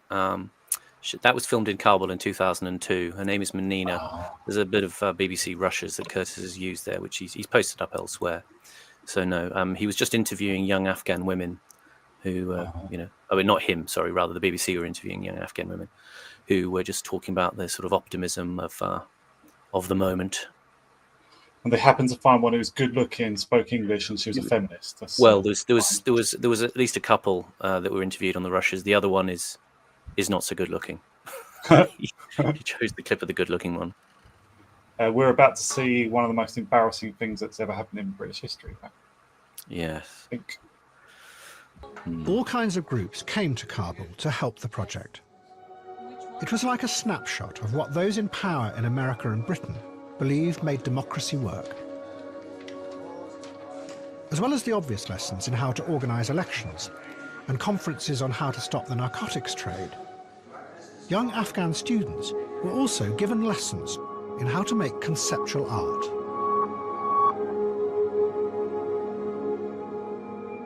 So this is in some ways often called the first piece of conceptual art. این را که ما می‌بینیم این نمونه این بعضی مردم اولین کار هنری مفکوره‌ای میگن. Does anyone know what it is? شما کسی می‌فهمید چی است؟ I don't expect the ladies to know. کمود است، کمود. Exactly. An artist called Marcel Duchamp, who's very important in Western art, put this toilet in an art gallery about 100 years ago. It was a huge revolution. Are you ready to see how Pause. it is used? Do you want to go first, Horace? No, you go first. Oh, well, this is the famous section that's come up again recently in reference to Rory Stewart. That was a group called the Turquoise Mountain Project. If you remember back in the last episode, they looked at Joanne Herring, the Texan socialite, who went to the Mujahideen in the 80s. Herring was a sort of philanthropist as well as, probably being an asset of the agency. And she founded something called the Marshall Plan Charities, which was, to quote, complement the ongoing US military effort in Afghanistan by rapidly and effectively redeveloping normal, healthy civilian life village by village. The organization unites the efforts of various NGOs concerned with the Afghan people in hopes of providing villagers with clean water, food, healthcare, schools, and jobs. And the Turquoise Mountain Foundation was founded in 2006. A combination of Prince Charles and Hamid Karzai, the president of Afghanistan, to create jobs, teach skills, and foster national identity. Based in Kabul, it was aimed at regenerating historic urban areas and renewing traditional Afghan arts and architecture and promoting sustainable development of Afghanistan's crafts industry. They were working to restore historic buildings in the old city, manage finances, install water supply, electricity, and establish clinics, schools, and an institute for traditional crafts. So very similar to the earlier kind of philanthropy of Joanne Herring. It was run by Shoshana Clark, later Shoshana Stewart, who is Rory Stewart's wife, and this is why this has come up again in recent times as a sort of indicator of how we misjudge, let's say, what the important things are that we're bringing to countries and the sort of soft power vectors by which we're doing it. Interestingly, Brad Pitt bought the rights to make a movie about Rory Stewart's wife in 2008. So, are they friends? I don't know, but obviously it's a kind of it's a vehicle for another kind of Charlie Wilson's war, another kind of heroic white savior, so to speak, going out to the benighted folk of Afghanistan and raising them up through the power of conceptual art. And obviously the Turquoise Mountain Foundation, was it? They were funded by US aid, and I'm sure they're involved with the British Council as well, which is British Council probably gets US aid funding as well. I don't know, but the British Council, like for anyone who doesn't know, was founded in the mid-1930s by the same people at the Foreign Office who helped form the Focus that introduced Winston Churchill to it, which was the anti-Nazi council, the sort of war party. They're sort of like a extremely lavishly funded war group in Britain in the 30s that helped bring back war in Germany. The British Council was founded out of the Foreign Office to help the same efforts to vilify fascists, not communists, right? It was effectively pro-communist because of the politics of the time. And ever since, the British Council has been going around telling the world that the essence of Britain is like defeating fascism, which means everything right wing basically. And obviously it's evolved since then. But I just find this like one of the most egregious things that these soft power propaganda people have ever done, telling people from the mountains of Afghanistan that this is important to Western art. That's not true, right? Duchamp was important in terms of the art industry. Obviously contributed nothing whatsoever to art itself, right? Specifically the art industry and art agents. It's nothing to do with art. It's nothing to do with our culture. It's just to do with what they can sell, and that's it. So I particularly despise these people who say that this is part of Western culture. It's not at all. It's a poncy, pretentious thing that affects a few urbanites. That's it. I mean, my general observation is just that it just seems so disconnected from anything. I mean, to understand that, you'd need the relevant context of like 1,000 years of British art or European art or something like that. History as well, right? And history and the root and just everything. They're sitting with people who don't even know what a urinal is. Yeah, so it's just like, okay, how about like walking before you can run? They're just starting there, which has always been one of my issues with progressive. I talked about this when I went on Lotus Eaters to talk about Trivium, where it's like, people can't do, like students, school pupils can't do basic syntax. They don't even know how to write, and they're asking them to do feminist deconstructions of poems and things like this. It's like, well, how about like just being able to like know what a sentence is first? You know what I mean?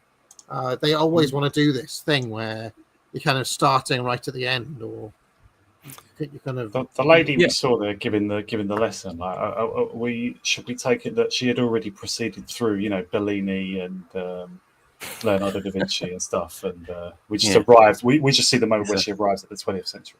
You're sort of seeing a sort of speed run of Western cultural breakdown, and we're feeding it to the Afghans. I mean, the expression on that woman's face is the sort of swallowing of the bigger black pill than they'd ever seen. I mean, the expression on the Afghan student's face just says it all. Like, I mean, I'm with her. You know, I'm on her side.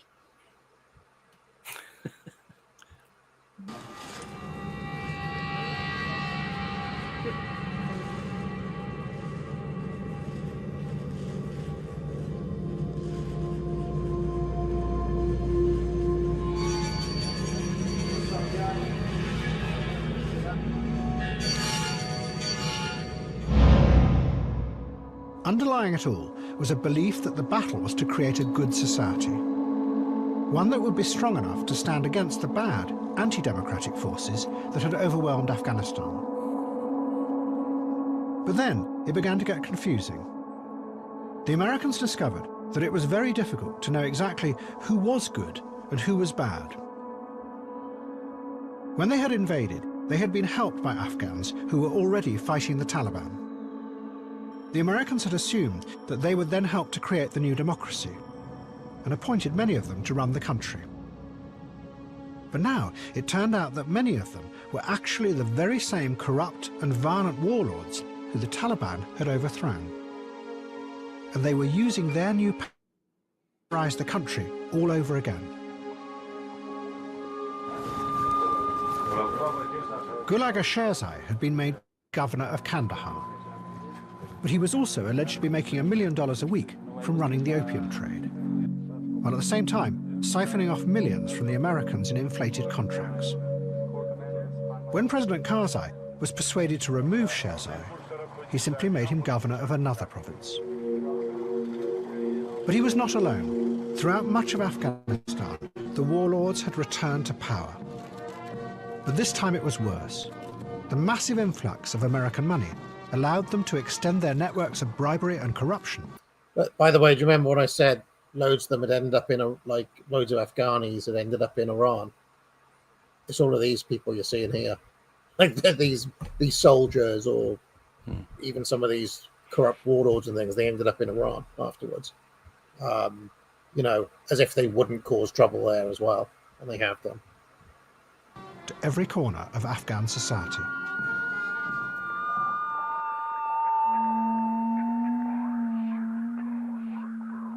کس پرسان ما را نمیکنه یک ما میشه دیگه برو بیا سر شاهزاده ایجا جور کرده ورکه سیر به پیسو واسطه خبره دو په ولا بنا نه حقیقت وی نه حق وی نه حق ته حقیقت څوک یلی شي هر شوبه کې بری بدون رشوت بدون حقداری هیچ کار نمیشه قدر که ظلم دل سا هم قسم میکنه مستقیما گفته به $18,000 تو تمام میدیم کارت جور میکنه چرگی بود افغانی رو مسئلهش بود علی گپ دلار هر کس نداره. But the money was not just corrupting individuals, it was undermining the whole structure of society. Above all, the police. Bowie again, by the way. Yeah, is that from Wasawa? I believe it's, second title low. Yeah. Interesting bits that we've just gone past there in terms of music. There was a bit of Brian Eno, a very understated bit called Slow Water that he did for a Derek Jarman film called Jubilee, which Mr. D recently reviewed. So go and have a look on his timeline on Twitter if you want to check out that. But interesting little connection there. We mentioned Jubilee the other week, wasn't it? Didn't we? You might have done. I did. Rather than enforcing the law, the police had become transformed into violent militias who worked for the warlords. I mean, part of me, through doing this whole sequence, was thinking, like, they could be Americans. The relationship between these warlords and the Afghani people is not a million miles away from the relationship between the evil overlords of America and the general population, or even the relationship between MAGA leadership and its base. Just seems exactly the same to me. I mean, maybe they're a little less overtly brutal, but it's basically the same exploitative relationship, writ large. They organised a massive expansion of the drug trade, and they also terrorised the local people. Ordinary Afghans came to hate the police, and they saw them as the enemy.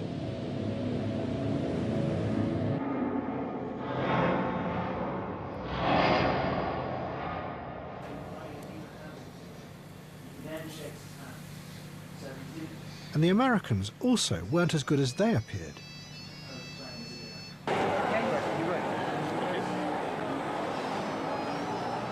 Jack Adema had been portrayed as a hero, working with the US Special Forces to hunt down bin Laden. He had arrived in Kabul 3 years before and become a legendary figure.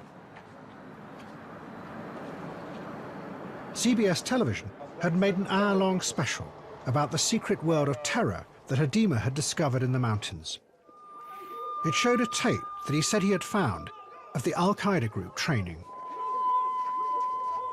But then Adema was arrested. The Americans said that he was a fake. He had nothing to do with them and had conned CBS. They alleged that Adema had a dungeon hidden underneath his house in Kabul where he tortured innocent Afghans.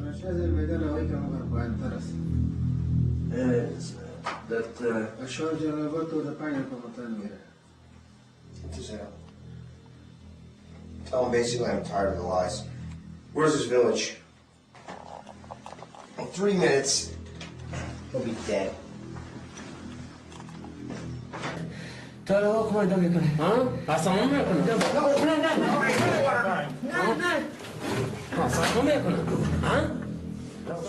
Adema was put on trial in Kabul. He insisted, though, that he had been working with the highest levels of the US military and government.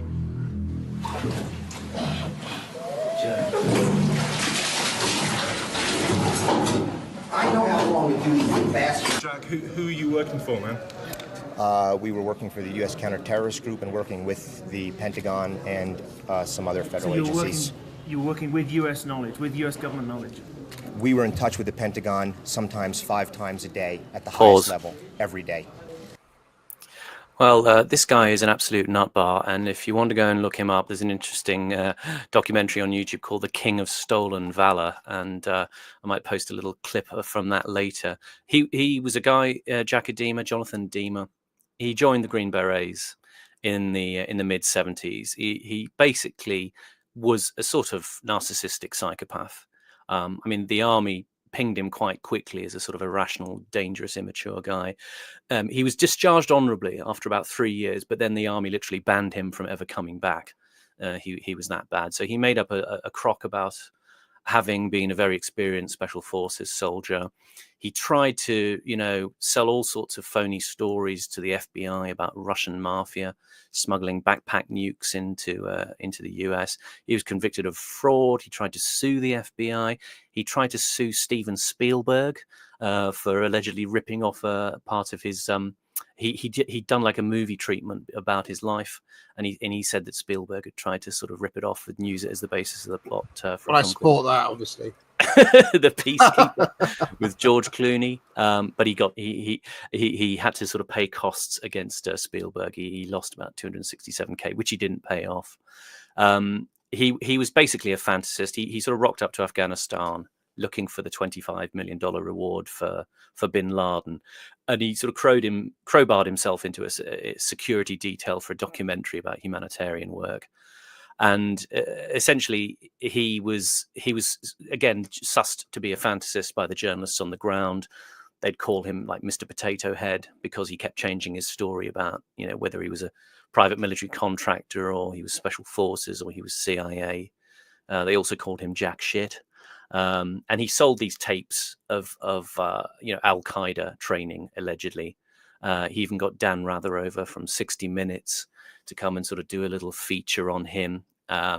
he nicked Anderson Cooper's old cameraman to bomb around Afghanistan with, sort of making himself look good, and there was all sorts of stories. And so what he's saying there about, being in touch with the US wanted absolutely nothing to do with him. This thing about him being in touch with the Pentagon 5 times a day, it's true. He kept ringing the office of a guy called General Boykin, and their staff would just sort of tell him that the general was out and just say things to make him go away. Just to sort of get rid of him. They just put as much distance as they could between them and him. He claimed he was sort of doing black ops, for 10 years for the US, so he had no kind of history that anyone could establish. But he somehow managed to convince, some of the coalition forces in Afghanistan that he was legit, and he did abduct people, hold them in a house, torture them, waterboard them, as you saw there, and eventually he was nicked, as it says, and put on trial. He also used to carry around with him, interestingly, the DNA of an old dog he had called Sarge, who used to parachute out of planes with him and sniff out bombs. And he said he was going to try and clone Sarge one day. He ran a sort of pet holiday resort early on in his career. So he was all over the place. He was a nutty guy. But as I say, was he actually working for the Pentagon? No, not at all. He was a complete fantasist. He just turned up, said he was going to catch bin Laden. He organized a sort of paramilitary force called was it something like Secret Saber 7 or something like that? It was just ridiculous. And all the journalists and the actual military people knew that he was off his rocker. But the thing was, there were so many guys in Afghanistan at that time cleaning up, making money, doing private military work. So he was just another one of those guys with, dark shades on and bits of American uniform, bombing around in a car without a license plate, and looking like he was involved in some way. So he fabricated the impression very greatly, but he was absolutely nothing to do with them. Wow. How do you feel about being sort of let go by the Americans? Fucked. Well, there you go. That's the quote, my dear.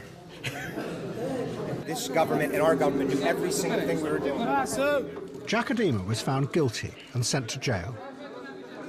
But then it got even more confusing, because reports emerged that the real American military had been doing exactly the same as Jacodema. They had set up a special torture center in an old Soviet hangar at Bagram Air Base. Ordinary Afghans were shackled to the ceiling and subjected to all kinds of violent abuse. But they went further than Jacodema. The reports said that 2 of the victims had been tortured to death.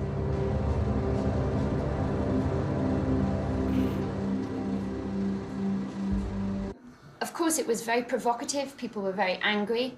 And I think it's important to understand that when this kind of art emerged... Great jump cut from Curtis. So, just to cap off the story of Jacodema, by the way, he eventually returned to the US.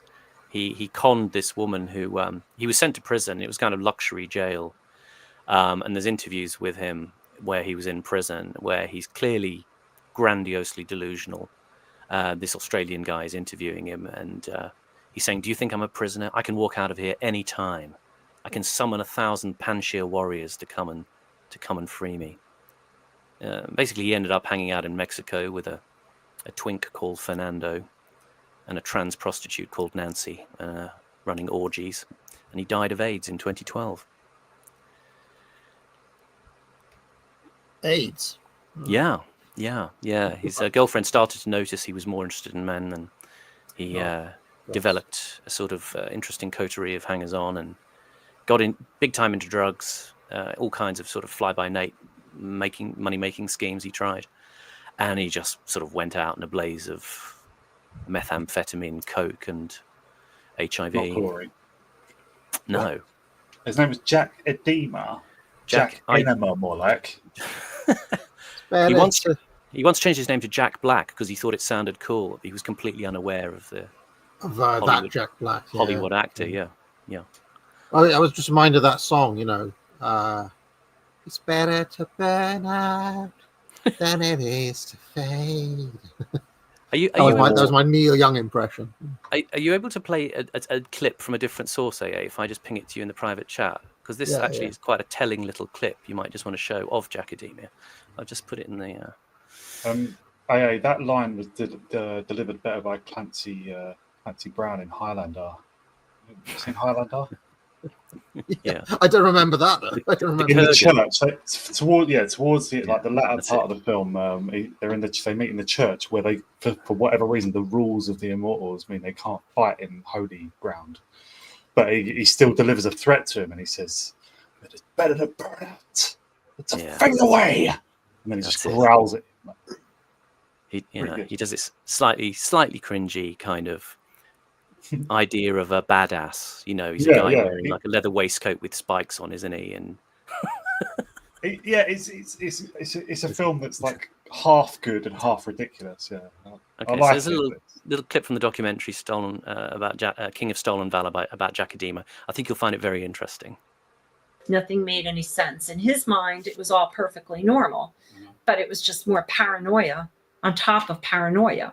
One of the only videos featuring Jack that's publicly available is called Jackadema Christmas Katana. In it, he studies the blade in his backyard. He'd be out there with a sword like that. And if I didn't play with him, that's what he would say. Come on out and play with me with your sword. It's like little kids, you get dressed up and you play whatever, cops and robbers will play swords. Get dressed up in your sword outfit. So I would stand out there for a few minutes, play swords, and then just put the sword down and go in the house. And he'd start screaming, yelling, ranting, raving, and run around and start chopping everything up. And then he'd put the music back on and play swords by himself. Nothing made any sense. Just wonder if that reminded you of anyone. Studying the blade, swishing around a massive sword. Who have you got in mind? I've worked on a few levels. James Lindsay. Just thought it was great clip. Very suggestive. I forgot about that. There's actually clips of him swinging swords around. It was just so similar. I just thought I had to bring it up. I always forget about that aspect of Lindsay. Partly political. It was to fight against the system and say, what is art is what I think it is.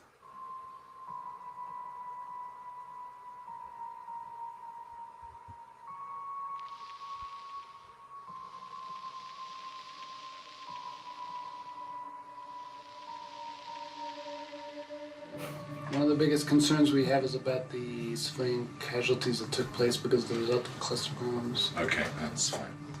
Okay, is that fly gonna? I can hear it actually. You can't you? It's a blowy. It's a blowy.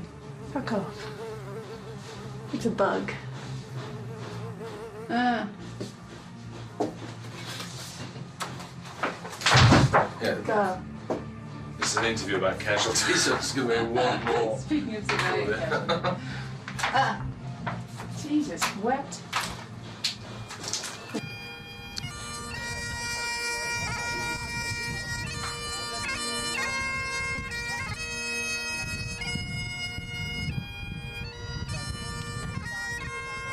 On the whole, I think everyone finds it a very important event, and even more so the fact that we're abroad and not able to celebrate it at home. Hence, we're very happy to do some small token towards the Queen's celebrations. And why? Why a beacon here in Kabul? I have absolutely no idea.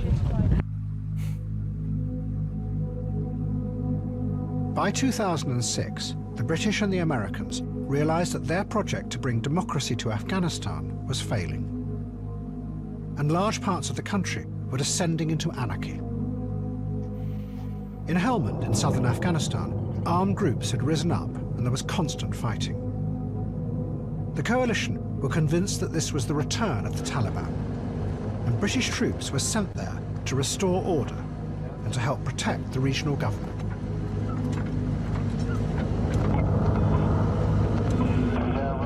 But when the British commanders asked the Ministry of Defence for information about what was happening in Helmand, there was none.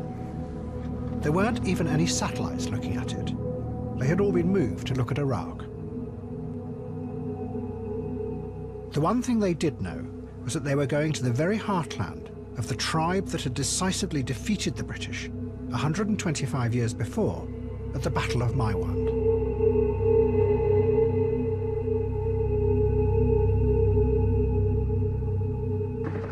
The British commander called a meeting of the local elders.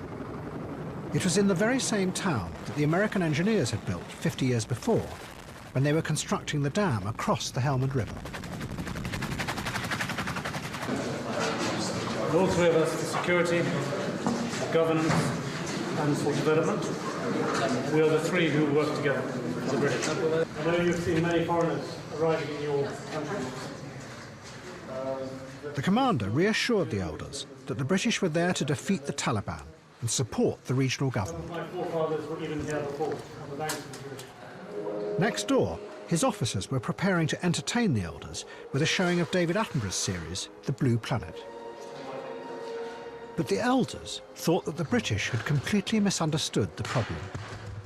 The real enemy was not the Taliban, but the corrupt and vicious government that President Karzai had installed in Helmand and was doing nothing to stop.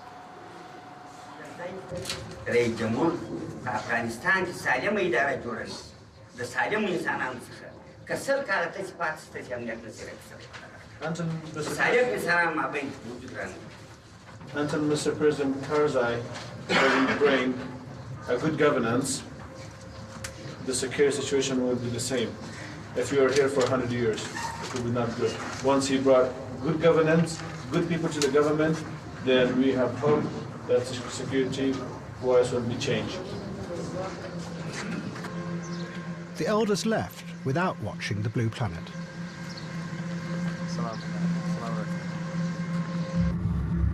Before they came to Helmand, the British had forced President Karzai to get rid of its governor. But they didn't realise that he had left behind him a completely corrupted society. And nothing was what it seemed. Pause. So just that example there is kind of emblematic of one of the problems of Afghanistan that Curtis is reviewing. There's this weakness of the bureaucratized liberal approach to managerialism in terms of, you know, communicating, as you see there, with the elders, and all the sort of competencies of diplomacy from the past basically get devolved into a kind of attitude on the part of the British or the coalition of how can we get what we want without really giving you anything back other than just treating you like children, giving you entertainment. Yeah. And it's very much like when you see Dominic Cummings recently, he's criticizing the competences in Whitehall, you know, that you know, just as it is in domestic governance, so it is in these counterinsurgency operations. Curtis talks about this in a recent piece. He talks about when the economists invented a system called New Public Management to control society. New Public Management said it was dangerous to leave people to motivate themselves through fuzzy notions such as doing good. Instead, you created systems that monitored everyone through targets and incentives, constantly watching and rewarding or punishing. It was the birth of modern HR, human resources.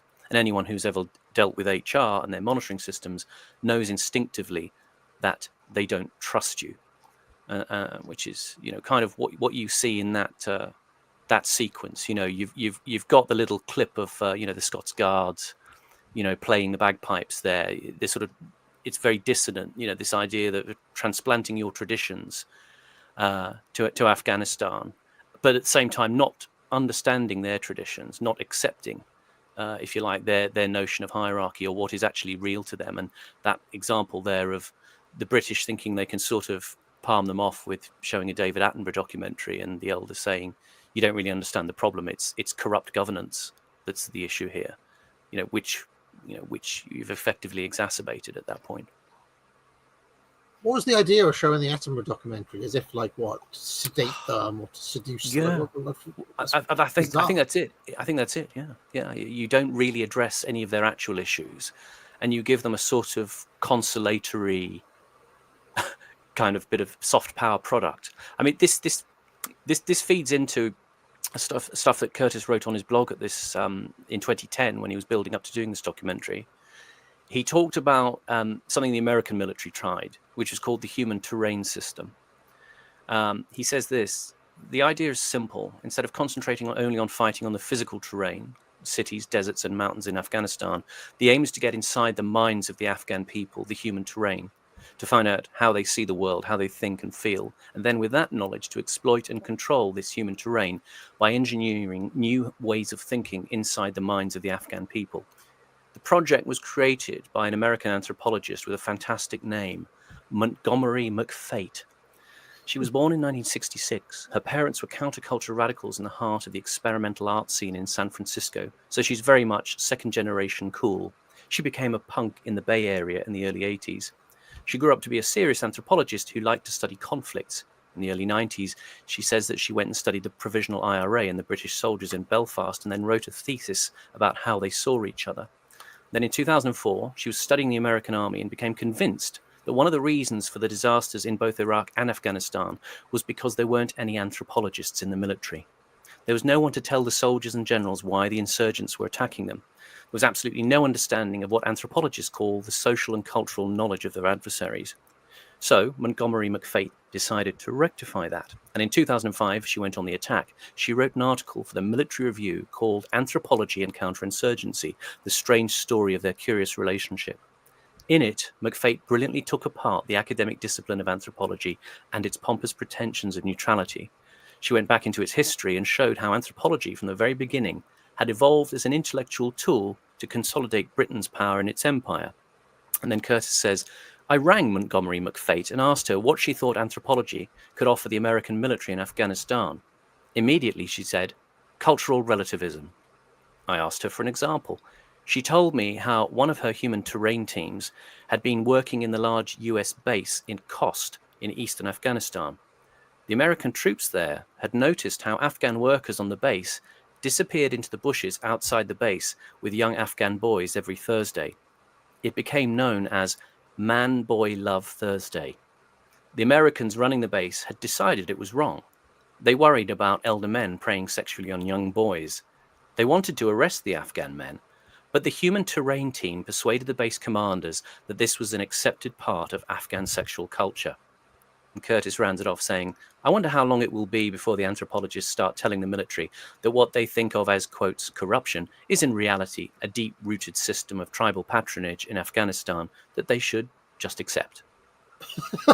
So there's your top-down social engineering. They also just end up with, so just let the Taliban be in charge. Oh, look what happened. Yeah. There you go.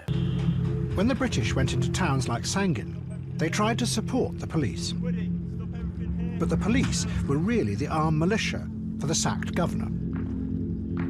To the locals, this meant that the Western troops were supporting their oppressors. So they started to attack the British. Get inside! Shit, that's close, that one out the back there. It was. Right, mate, get under. See what I call them. Shit. They're overshooting on us. Stay down, lads, stay down. Hey, is that incoming, alright? Come in. Fucking incoming now. Incoming. The British thought that So, Simon, how did all of that result in shit like trying to show them David Attenborough documentaries and the urinal? And or was that a different project altogether? I do not know. I do not know. Well, the British Army, you will actually see a guy coming up who deals in a similar sort of thing for the British Army. But, it was obviously decided that as there was a sort of strategic and, at ground level tactical impasse with Afghanistan, the only real way was to kind of use soft power dynamics as the only form of persuasion available. I can't account for why they wrap themselves in such baffling notions of fighting a war. Because again, you go back to that thing of Cummings talking about the civil service, back in the sort of 18th, 19th century, handfuls of people who were supremely competent and who addressed the actual issues. Cummings, he's talking about recently, things like when they were doing their bit organizing, the response to COVID, they get a handful of, SAS officers who would just get stuff done. And yet now everything is extended through the soft power bureaucracy. Go figure. This must mean they were. Sorry. The Taliban. So in response, they dropped giant bombs on them. Fucking hell. Did you get that, did you? Yes, I did. Fucking hell. Pause. Sorry, just to actually finish off what I was saying. I think one of the reasons is the problem is that we, in the liberal paradigm, can't accept their systems of traditional structure. So we in effect end up fighting a new enemy that we create by misinterpreting them through our bureaucratized systems of thinking, and not responsive, what you might call military entrepreneurialism that Cummings is talking about. We just don't face the real issues anymore. We recreate the enemy as liberals who are just, it's like people talk about, boys these days in schools are treated as dysfunctional girls. We're treating these people as dysfunctional liberals who just need to be made to catch up. Yeah, there's like a certain unwillingness to admit that they even exist as they really are, right? Yeah, they even are the way they are. Yeah, it's not responding to you as you are. It's responding to you as we think you need to be, but you're not there yet. So we pull you up with showing you the blue planet and talking about conceptual art instead of accepting you are a system that's highly reactionary, traditional, structured, different from us. And so our system is fundamentally cannot lose face by accepting their standards, so to speak. And if we do accept their standards, we make them into a sort of a cultural affect, like the bachabazi, like the sexual abuse. Well, that's just what they do. It's traditional as a headdress. Like, we're all people who, we're against the anti-woke sort of thing, because that's just the left trying to rescue itself, right? But the one thing, like the anti-woke people I've seen, they point out that is true, is that a lot of lefties, they actually really despise the rest of the world. They are the most haughty, snobbish, sort of Western chauvinist people there are. Obviously, they don't admit that to themselves, and they believe they're the opposite. But it is them who sees the rest of the world as a kind of disease or something that needs to be solved. And it's us who accepts the world as it is. I just have no desire to determine the fate of Afghanistan. That's the idea of trying to determine that is so far from my thinking. It's absurd. Yeah. And yet, like people like Rory Stewart or whatever, I don't even know who epitomizes the people behind all this. It's them. They really cannot stand the rest of the world to be as it is. They can't stand it. It's the Game of Thrones meme, isn't it? The white savior. Yeah. And you just, Daenerys on the sea. Like, we wouldn't see ourselves as saving these people. We would see ourselves as interfering, right? Yeah. But you consider how long it's taken domestically for the acceptance of, things like ethnic-based grooming, sexual grooming gangs. It's like that has to be untrue. That has to not be real. Yeah. See how long it takes to even just get that. I mean, that's just now becoming. They're just starting to deal with that. So in Afghanistan, obviously, there was no chance of getting that to be accepted by the the coalition systems that were in play.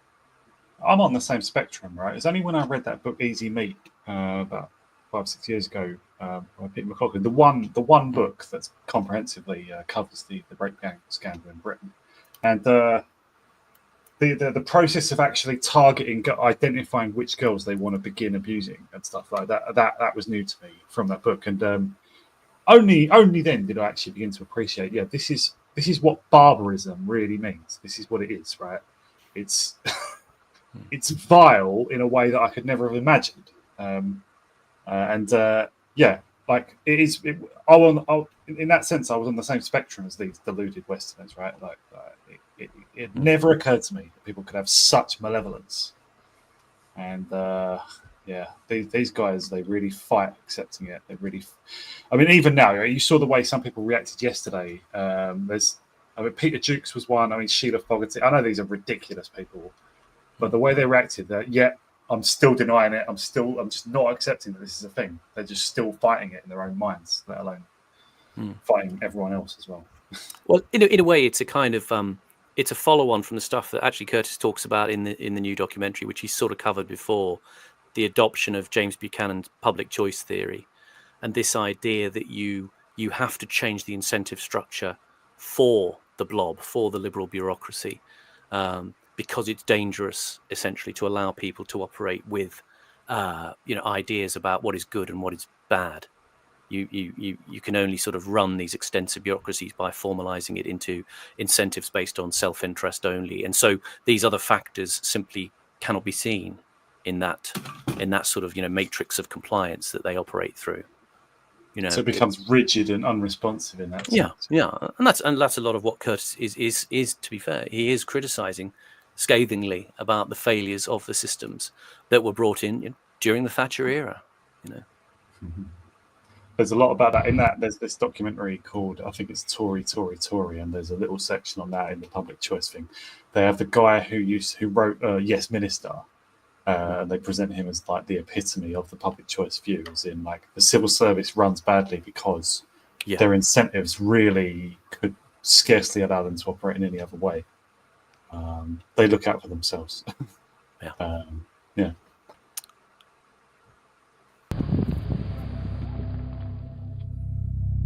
But this then devastated the town centres, which made even more local people join in the attacks.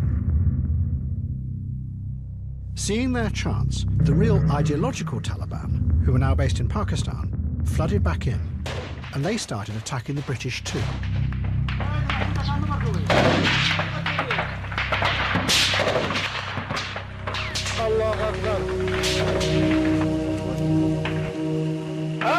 At the same time, the corrupt militias, who worked for the local government, also turned against the British.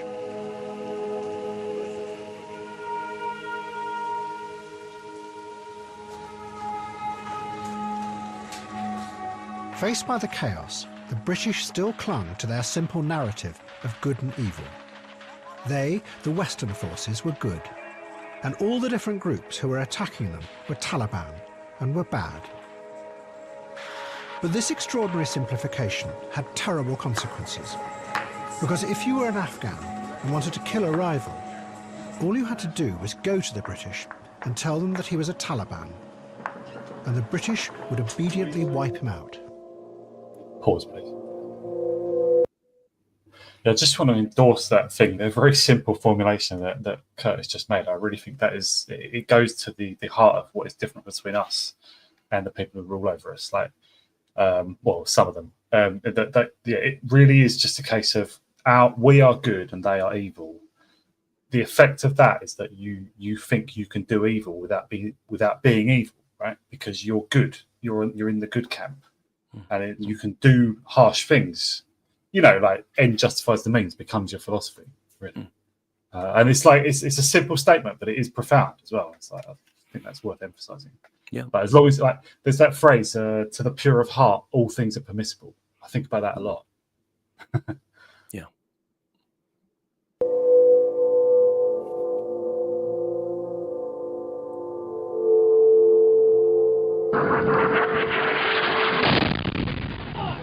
Get out!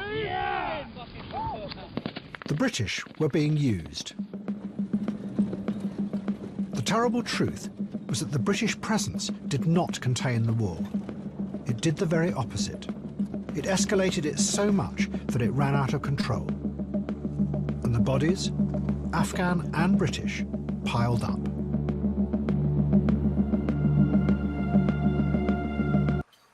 Can I just say,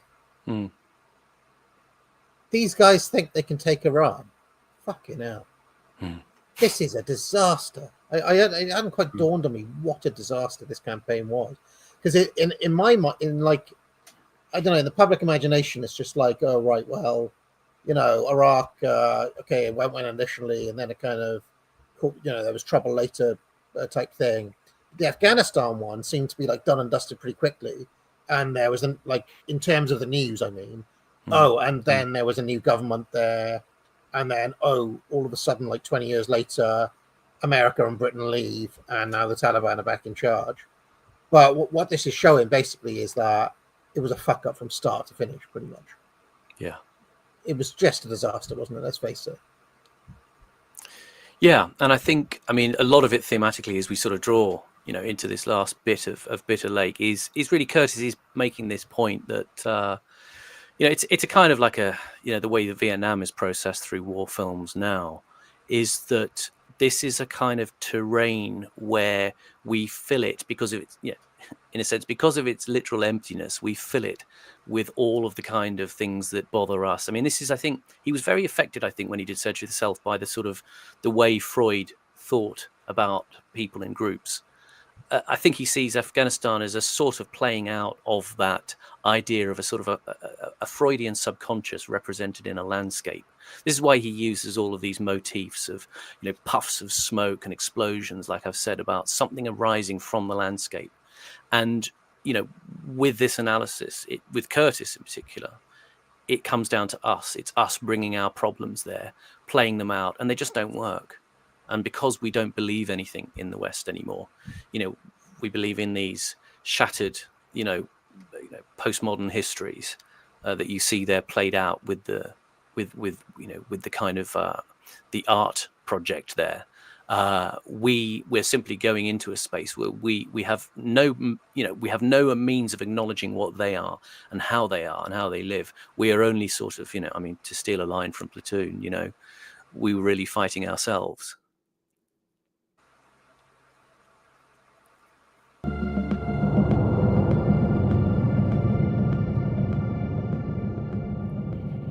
The dynamic was one of manipulation.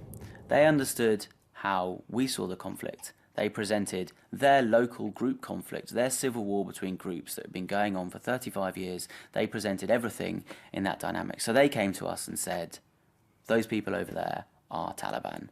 And we went, okay, and we went off and dealt with them. But actually, we were dealing with their previous enemies, so we were just creating more enemies for ourselves. And you ended up in a downward spiral where, because... Well, why didn't they just do some basic investigations or stop and be like, hey, are you telling the truth? Because remember last time we did it and they weren't actually Taliban? Or what is this? What is this kind of just, oh, yeah, okay. Yeah, we'll just kill. No problem. We'll just go and kill them. What the hell is this? I mean, this is contrast in terms of sort of people savvy to, when we go back to things like the Mayfair set, the way that the SAS were very effective, this is back in the 60s and 70s, going into places like Oman, was they had this thing called hearts and minds strategies, where they kind of went in and made as low an impact as they could on the local population in order to fight the communist rebels at the time. This guy, Mike Martin, actually is, again, one of these people who comes out of these kind of military anthropologists. He's actually a visiting research fellow at Department of War Studies at King's College London, where, as people will be familiar with, David Betts, who's doing the rounds at the moment, is also located. And this guy, Mike Martin, he was interested in the evolutionary psychology of warfare in humans, internal conflict in societies, and strategy formation. He's also now the Lib Dem MP for Tunbridge Wells, interestingly. So, it's all part of this sort of industry. He's called a British Military Cultural Advisor. Yeah, he comes across like he might have gone into something like that, even in this little clip. So, yeah. Capitalized well, yeah.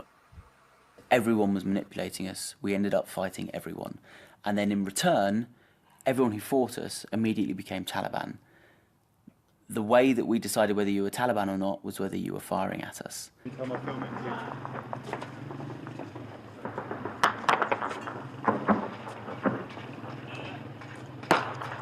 Post-2001, whereas we've understood the conflict as good, bad, black, white, government, Taliban, they've understood it as a shifting mosaic of different groups and leaders fighting each other, effectively over power.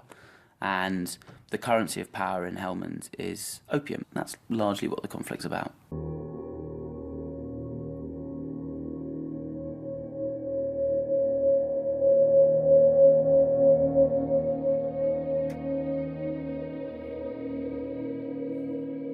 So what you're saying is that what we thought were the Taliban was actually an allergic reaction to us turning up into the middle of a complex civil war. Correct. We made things worse. Yes.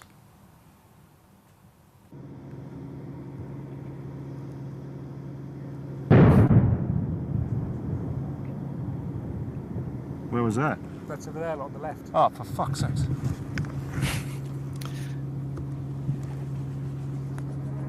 Pause. But then the British and the... There's another visual motif again. That's what Curtis is saying with that shot. we're missing the picture all the time. And there you have the kind of the genie rising up from the sand again.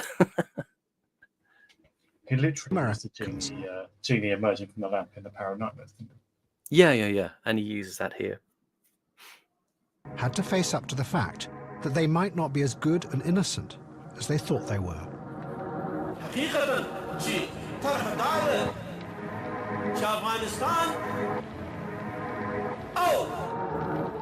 In 2009, the presidential elections were held. Hamid Karzai stood and allied himself with some of the most powerful warlords. But there were allegations that the warlords rigged the vote on a massive scale. This was backed up with videos that seemed to show the warlords' followers stuffing the ballot boxes with hundreds of fake voting papers.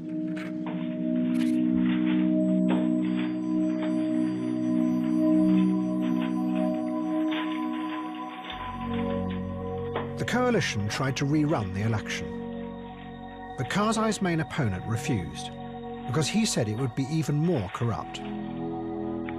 So the British and the Americans had no choice but to abandon their great dream of a real democracy in Afghanistan.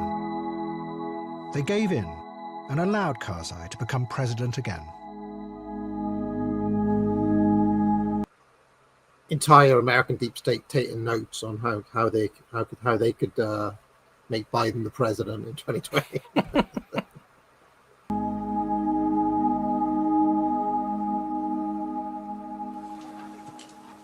I still don't trust that fella. Things look rather bad, sir. What are we going to do? Do, Captain? We're British. We won't do anything. Till it's too late. Precisely. That's the first sensible thing you've said today. Thank you, sir.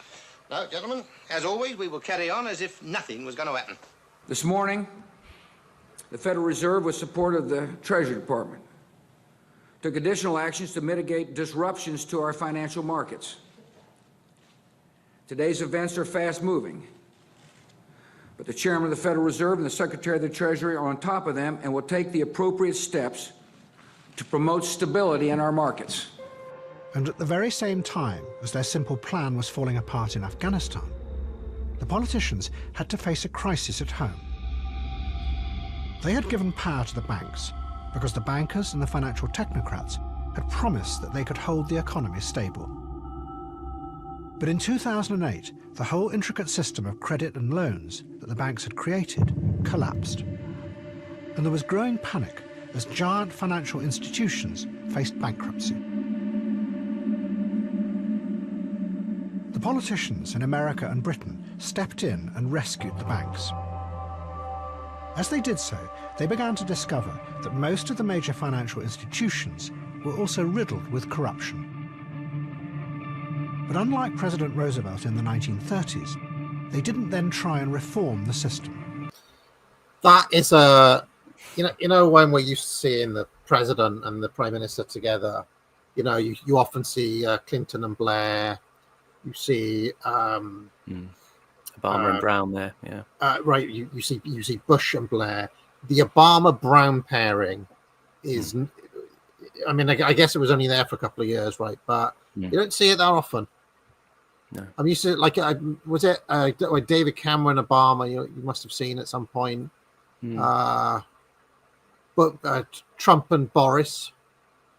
And now, of course, we've got Starmer and Trump. Who was the prime minister during Biden years? Sunak. Take your pick. Well, about 8 billion prime ministers, but yeah, the Brown Obama pairing seems like a kind of rare Pokemon to me. Just don't see that many. Just don't see that many images of them together. Instead, it's not like a Thatcher Reagan. You know what I mean? You don't think, oh, Brown Obama. I think he was sort of saying it with that visual motif of the empty table there. It was just, they just brought nothing to it. They simply propped it up by literally pouring billions more pounds and dollars into the banks, hoping that this would somehow spread through the economies. They had no other idea.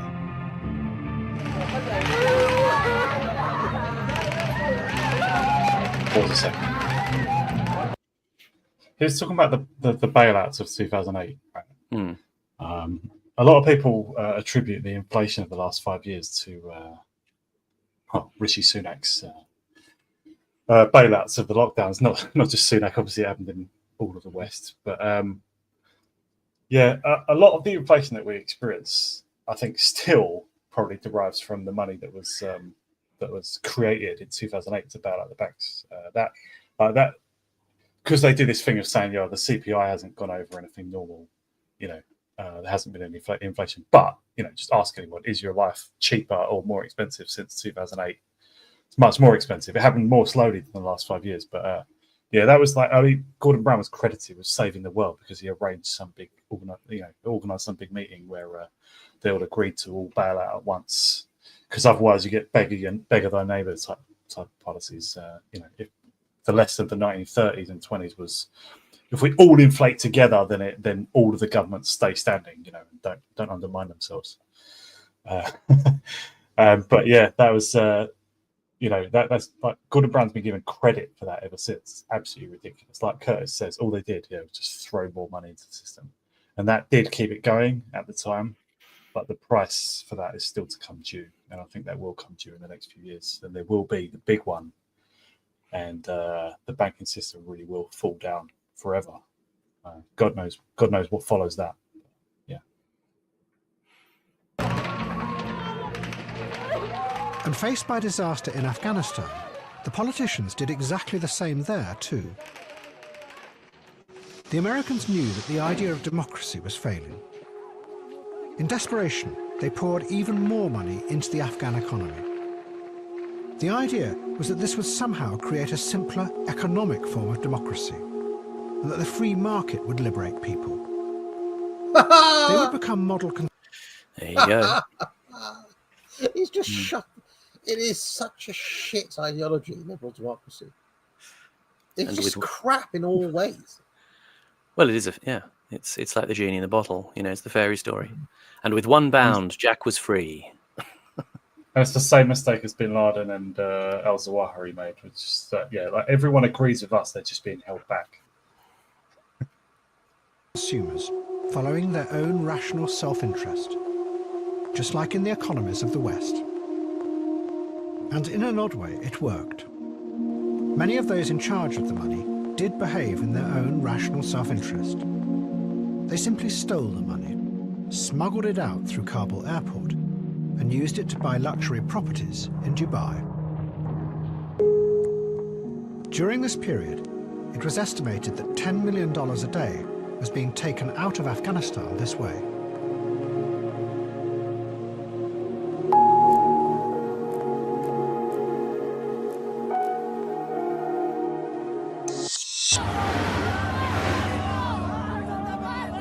The scandal seemed to confirm for many Afghans that the United States had not brought democracy or free markets to their country, but instead a corrupt crony capitalism that had taken over Afghanistan and its government.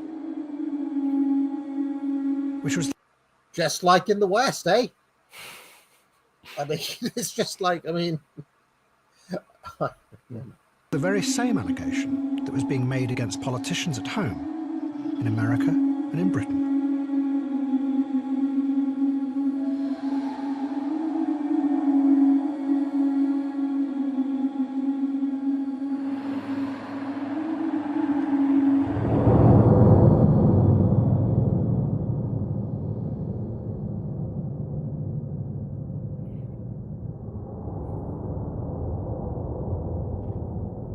At the end of 2014, British soldiers left Afghanistan.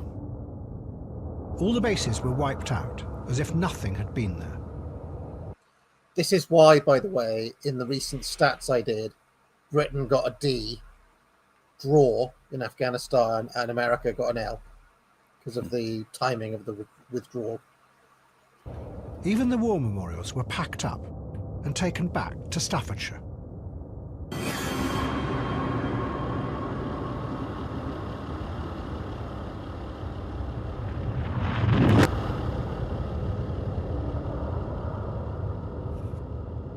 But they weren't the only fighters who had left Afghanistan.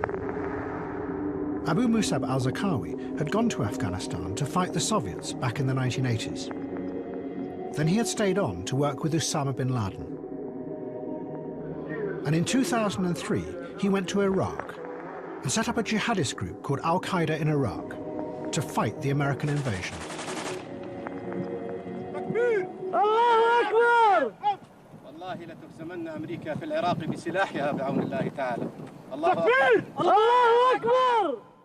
Al-Zarqawi was powerfully influenced by bin Laden's ideas, but he took them much further. He and his group killed anyone who they decided did not believe in their fundamentalist ideas and deserved to die. Even the original founders of Al-Qaeda were shocked, and they sent him a letter telling him to stop killing civilians. But al-Zarqawi ignored them. He was convinced that the insurgency in Iraq could be used to spread an Islamist revolution throughout the Arab world. ثلاثة أشهر يكون بإذن الله تعالى الجو مهيئا لنعلن شيئا عن إمارة إسلامية. But before he could do this, the Americans found al-Zarqawi and dropped a large bomb on him. But it didn't stop the spread of the idea. Despite al-Zarqawi's death, his organization survived and began to mutate into something even more ferocious and ambitious. But as it did so, it was possessed by ghosts from the past. What re-emerged was the fierce, intolerant vision of Wahhabism that had survived from the 1920s. It had spread outwards through Afghanistan in the 1980s and 90s, where it had become mixed with modern Islamist ideas. But now, faced by the nihilistic horror of post-invasion Iraq, any idea of building a new revolutionary future disappeared. And instead, the conservative and backward-looking Wahhabism became the dominating influence, with its desire to retreat to an imagined past. In 2013, the Islamic State of Iraq and the Levant was formed, known as ISIS in the West. Its aim is to create a unified caliphate throughout the Islamic world. And although it uses the techniques of modern media, it is at heart the same violent dream that had driven the Bedouins who had created the Kingdom of Saudi Arabia in the 1920s. Back then, the King of Saudi Arabia had found it necessary to try and exterminate them, because they too wanted to go on and conquer the whole of the Islamic world. He machine-gunned them in the bleak sands of the Arabian Peninsula. And now, the Saudis, along with the British and the Americans, are trying to do the same thing again, to kill the jihadists and their ideas in the sand dunes of northern Iraq and Syria. But it is an uncertain war. Western politicians are having to accept that the simple division between good and evil doesn't exist. By bombing ISIS, they are helping the evil President Assad to remain in power. And those in charge don't even know how big a threat ISIS really is. Is it a dark existential threat? Or is it really a front being used in an ongoing complex power struggle inside Iraq? We just don't know. At the end of the Soviet science fiction film, Solaris, the astronaut returns home. Everything seems real and normal, but somehow he doesn't trust in anything any longer. Although we have returned from Afghanistan, our leaders also seem to have lost faith in anything. And the simple stories they tell us don't make sense any longer.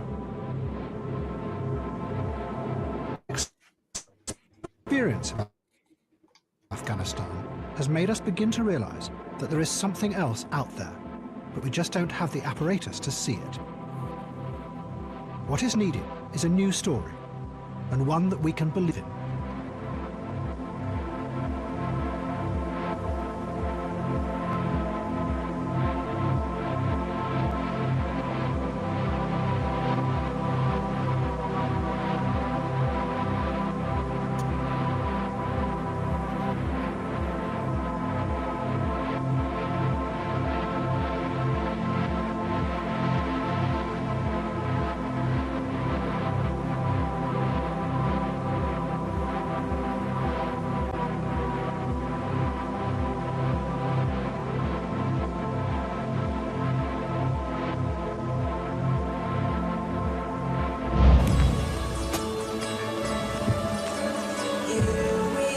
Finally, the film has finished. It took us 4 episodes, the longest because it was a complete. Like he didn't split it up into parts this time. This was 2.5 hours long. Yeah. And just, I mean, that neither of those things are there anymore. Is that right? That ISIS, that Islamic State that they set up in Iraq is gone, and Assad is gone. Is that right? Yeah. He must have made this just as ISIS broke out in Iraq, right? But maybe hadn't yet got involved in Syria. I think he must have made this at that time. And now they're both gone, I think. Yep. Yeah. And obviously, like he says that, like he emphasizes that the West was trying to wipe out jihadists, like Ibn Saud had done, or whoever it was. But obviously, the West also went on to support the Al Qaeda faction in Syria, right? And they are the people who are now, is it Gilani? They're now in charge, right? With the support of the West, pretty much. And like he's been reinvented in the Western press and stuff. So there's so much complexity there about actually like destroying and supporting jihadists in all sorts of situations. Yeah. The interesting thing about the way he uses Solaris there, the ending of the film Solaris, is the astronaut thinks he's returned home, but the problem is the planet Solaris is this sort of thing that captures memories and dreams and then recreates your reality. And the idea he's obviously hammering there is that we have been absorbed into these kind of fictional projections of these nations based on our own failed ideas. And here's a bit from our favourite left-wing intellectual John Gray. He says, in Bitter Lake, a documentary by filmmaker Adam Curtis, a short clip illustrates how this cultural mission was conducted. The footage shows Afghan men and women in a darkened seminar room, sitting in the dim light given off by a projected image of Marcel Duchamp's celebrated urinal, listening to a lecture given by a young Englishwoman with a faint Rodin-like accent on the work's significance.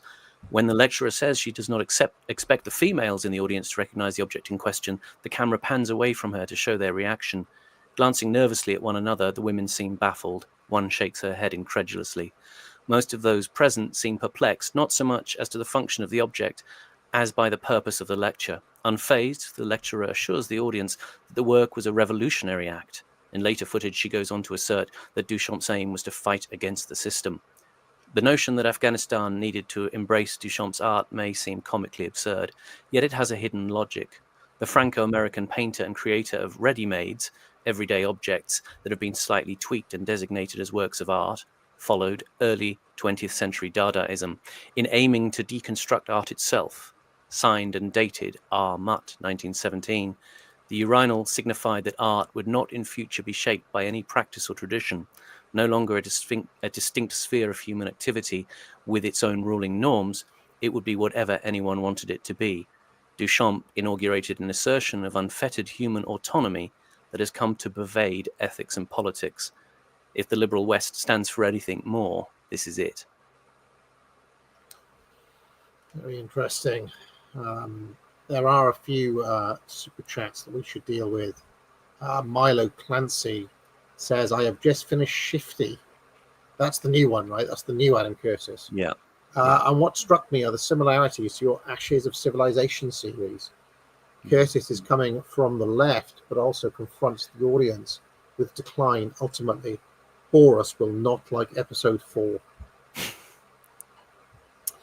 Costanza says, who has contact with Adam Curtis?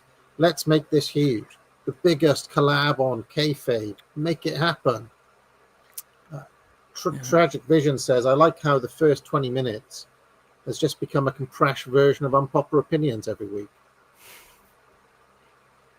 No, it's not the same at all. It's very different. I thought maybe I was a bit out of line last week because I just used the first part of last week's program to give my response to one of your videos, and it is after all your channel.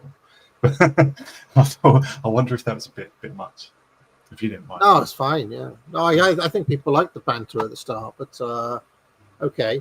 Ian S says, I wish Curtis still voiced his new documentaries. Cheers, lad.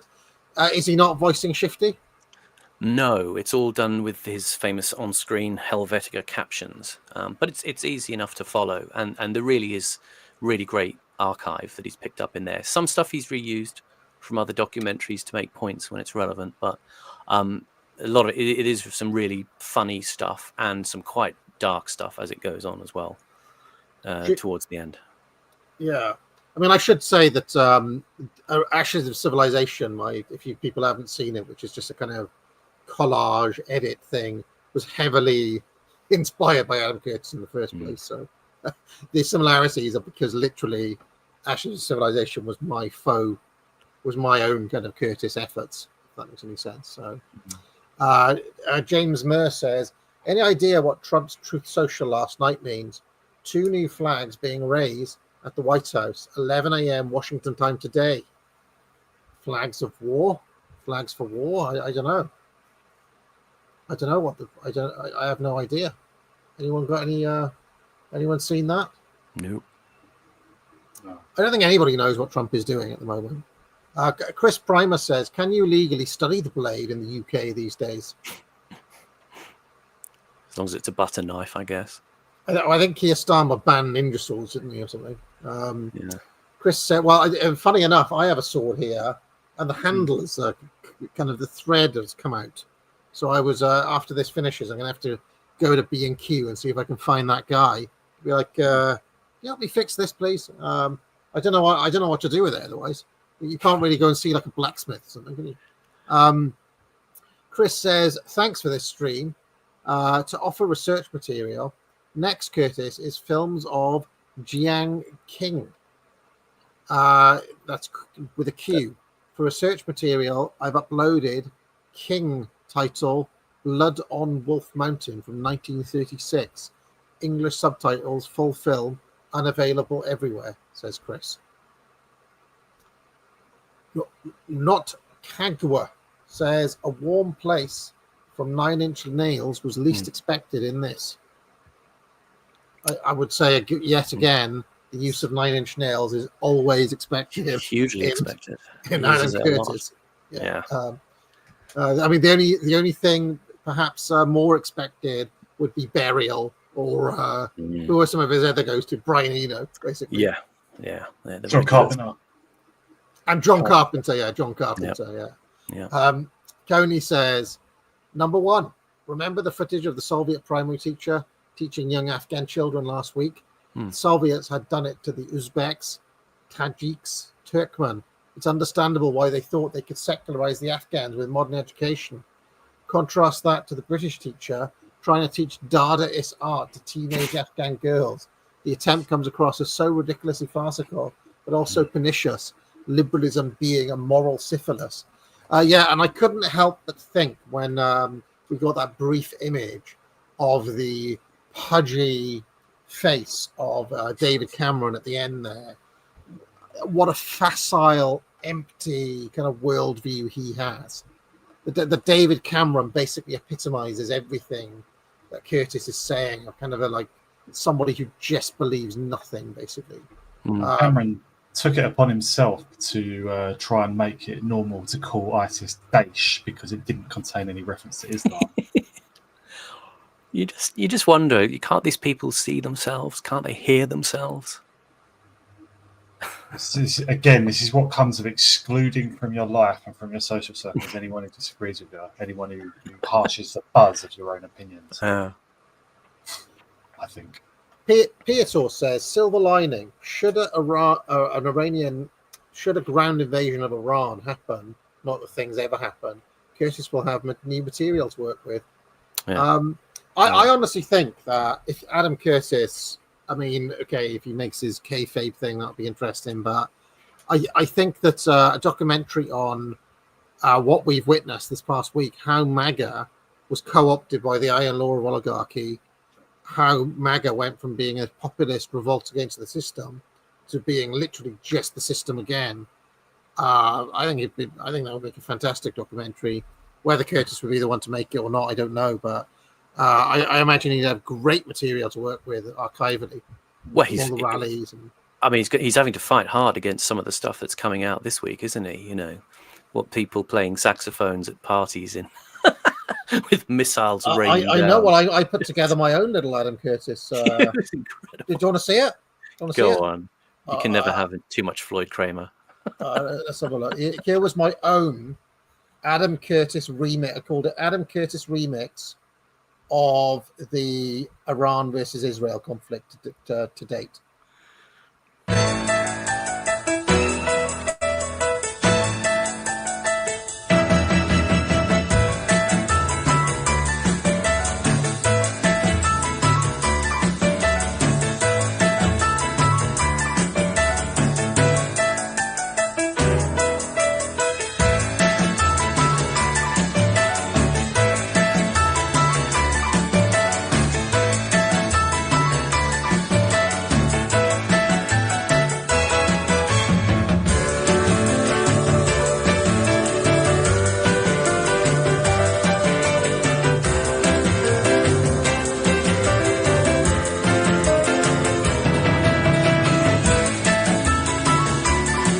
Biggest sack of popcorn I've ever seen. Yeah.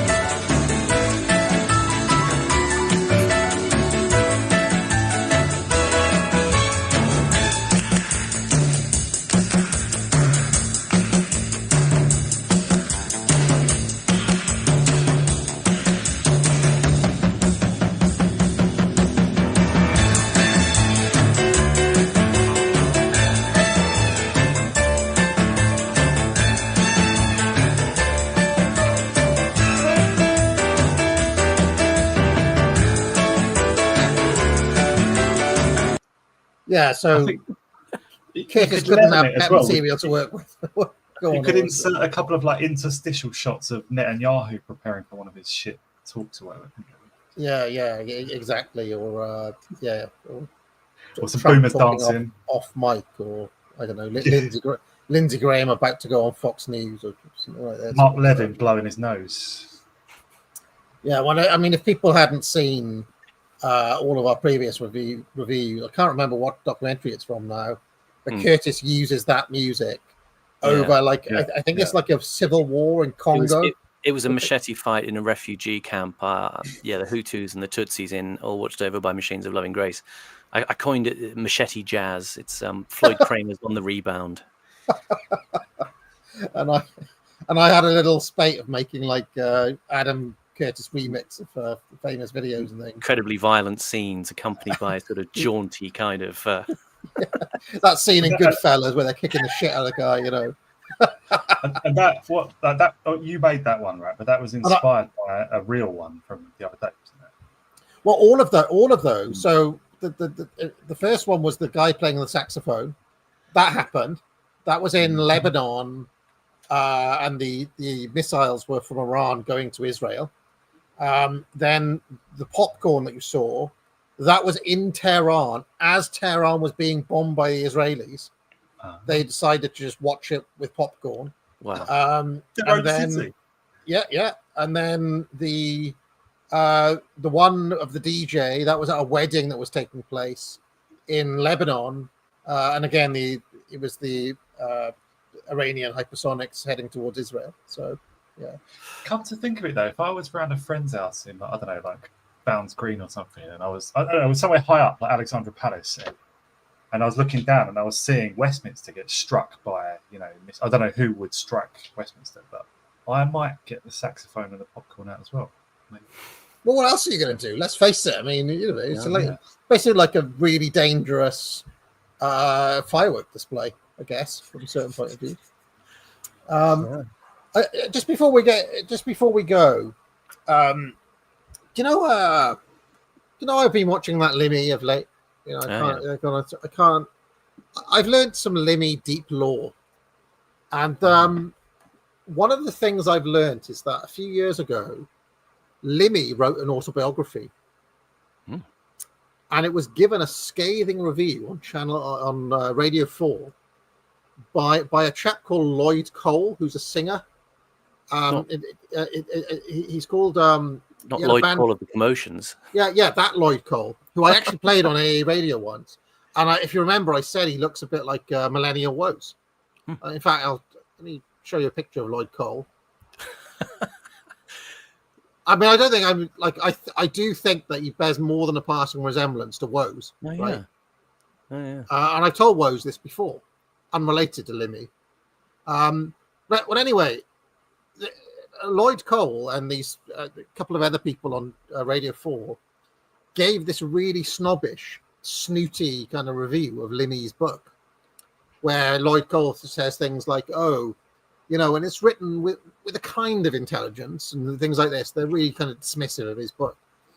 And Limmy took it really, really badly, and did like a very angry, emotional, ranty kind of response to it. And it became like a thing. It became like a Limmy and Lloyd Cole of the commotions, like had beef, like they had online beef, and this was an ongoing saga, and they were back and forths, and you know, and so I've been kind of like going through this saga that happened 4 or 5 years ago, because it just keeps on coming up on my timeline. I like, oh, here's another Limmy video I'll watch. So I'm discovering there's Limmy Deep Law, where he takes a review of his book really, really badly. But I thought that I mentioned it because it's kind of a weird.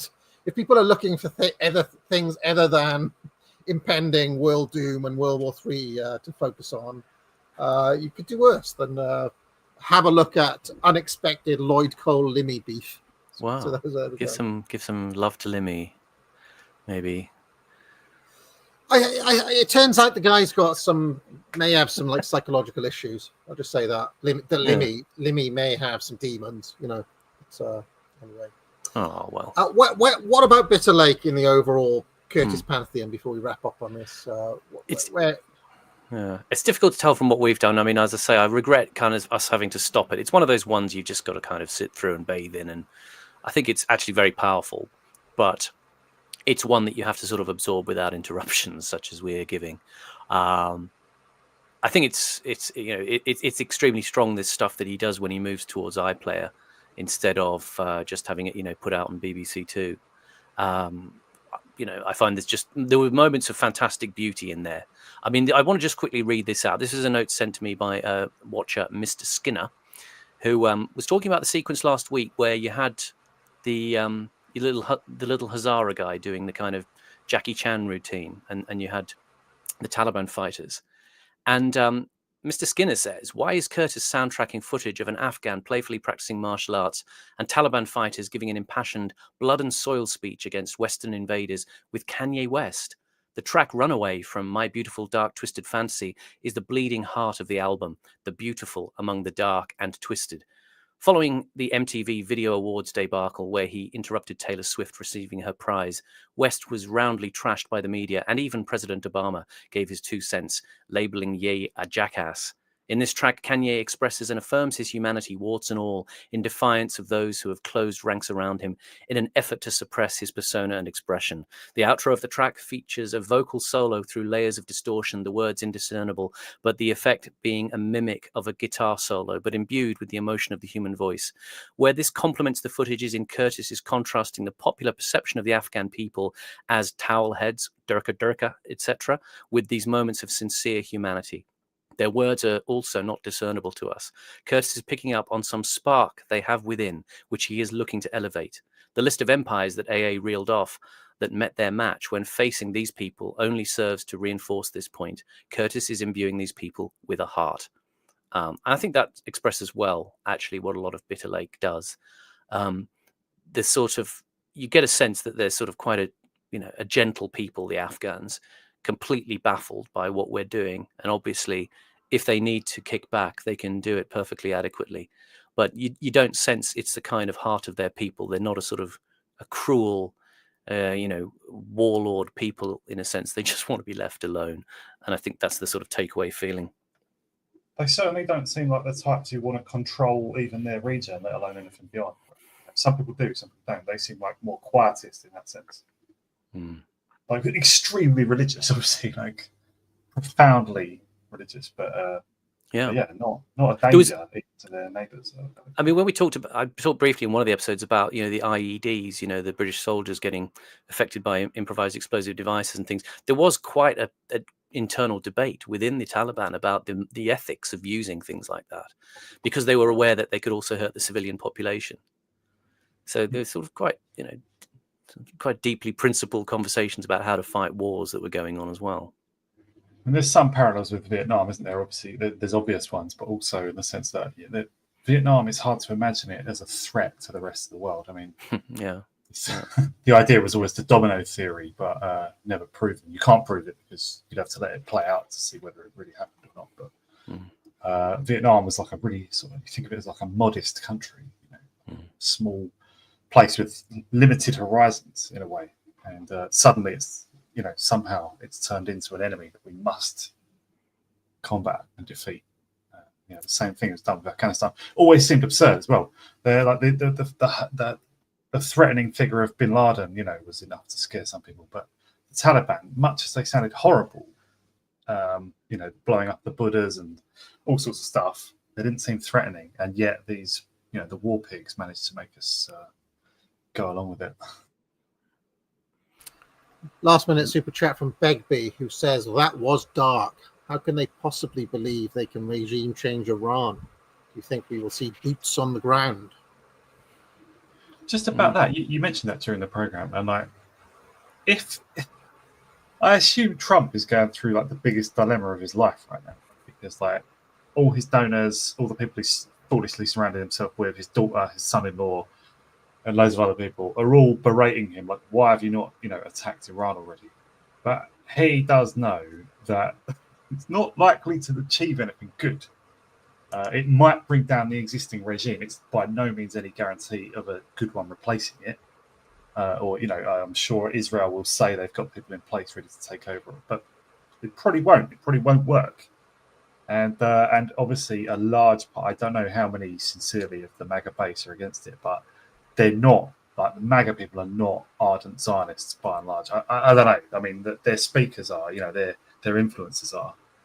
But I think this is desperation by Israel. Like this isn't really going to help them over 20 years. It's going to pump up their morale over 20 days. But Iran is huge, and the people there are pretty smart, and it's quite developed.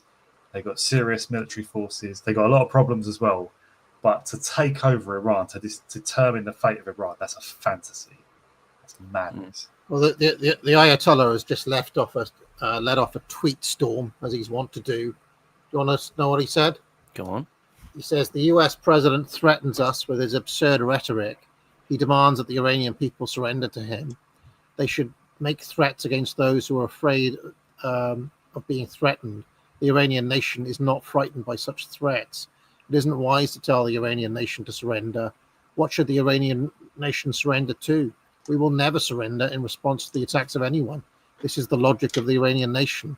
This is the spirit of the Iranian nation. The US entering in this matter, brackets war, is 100% to its own detriment. The damage it will suffer will be far greater than any harm that Iran may encounter. The harm the US military will suffer will definitely be irreparable if they enter this conflict. The Zionist regime's malicious attack on our country took place at a time when Iranian initials were indirectly engaged in negotiations with the US side. There was no indication on the part of Iran that signaled a military move. And then he goes on and on.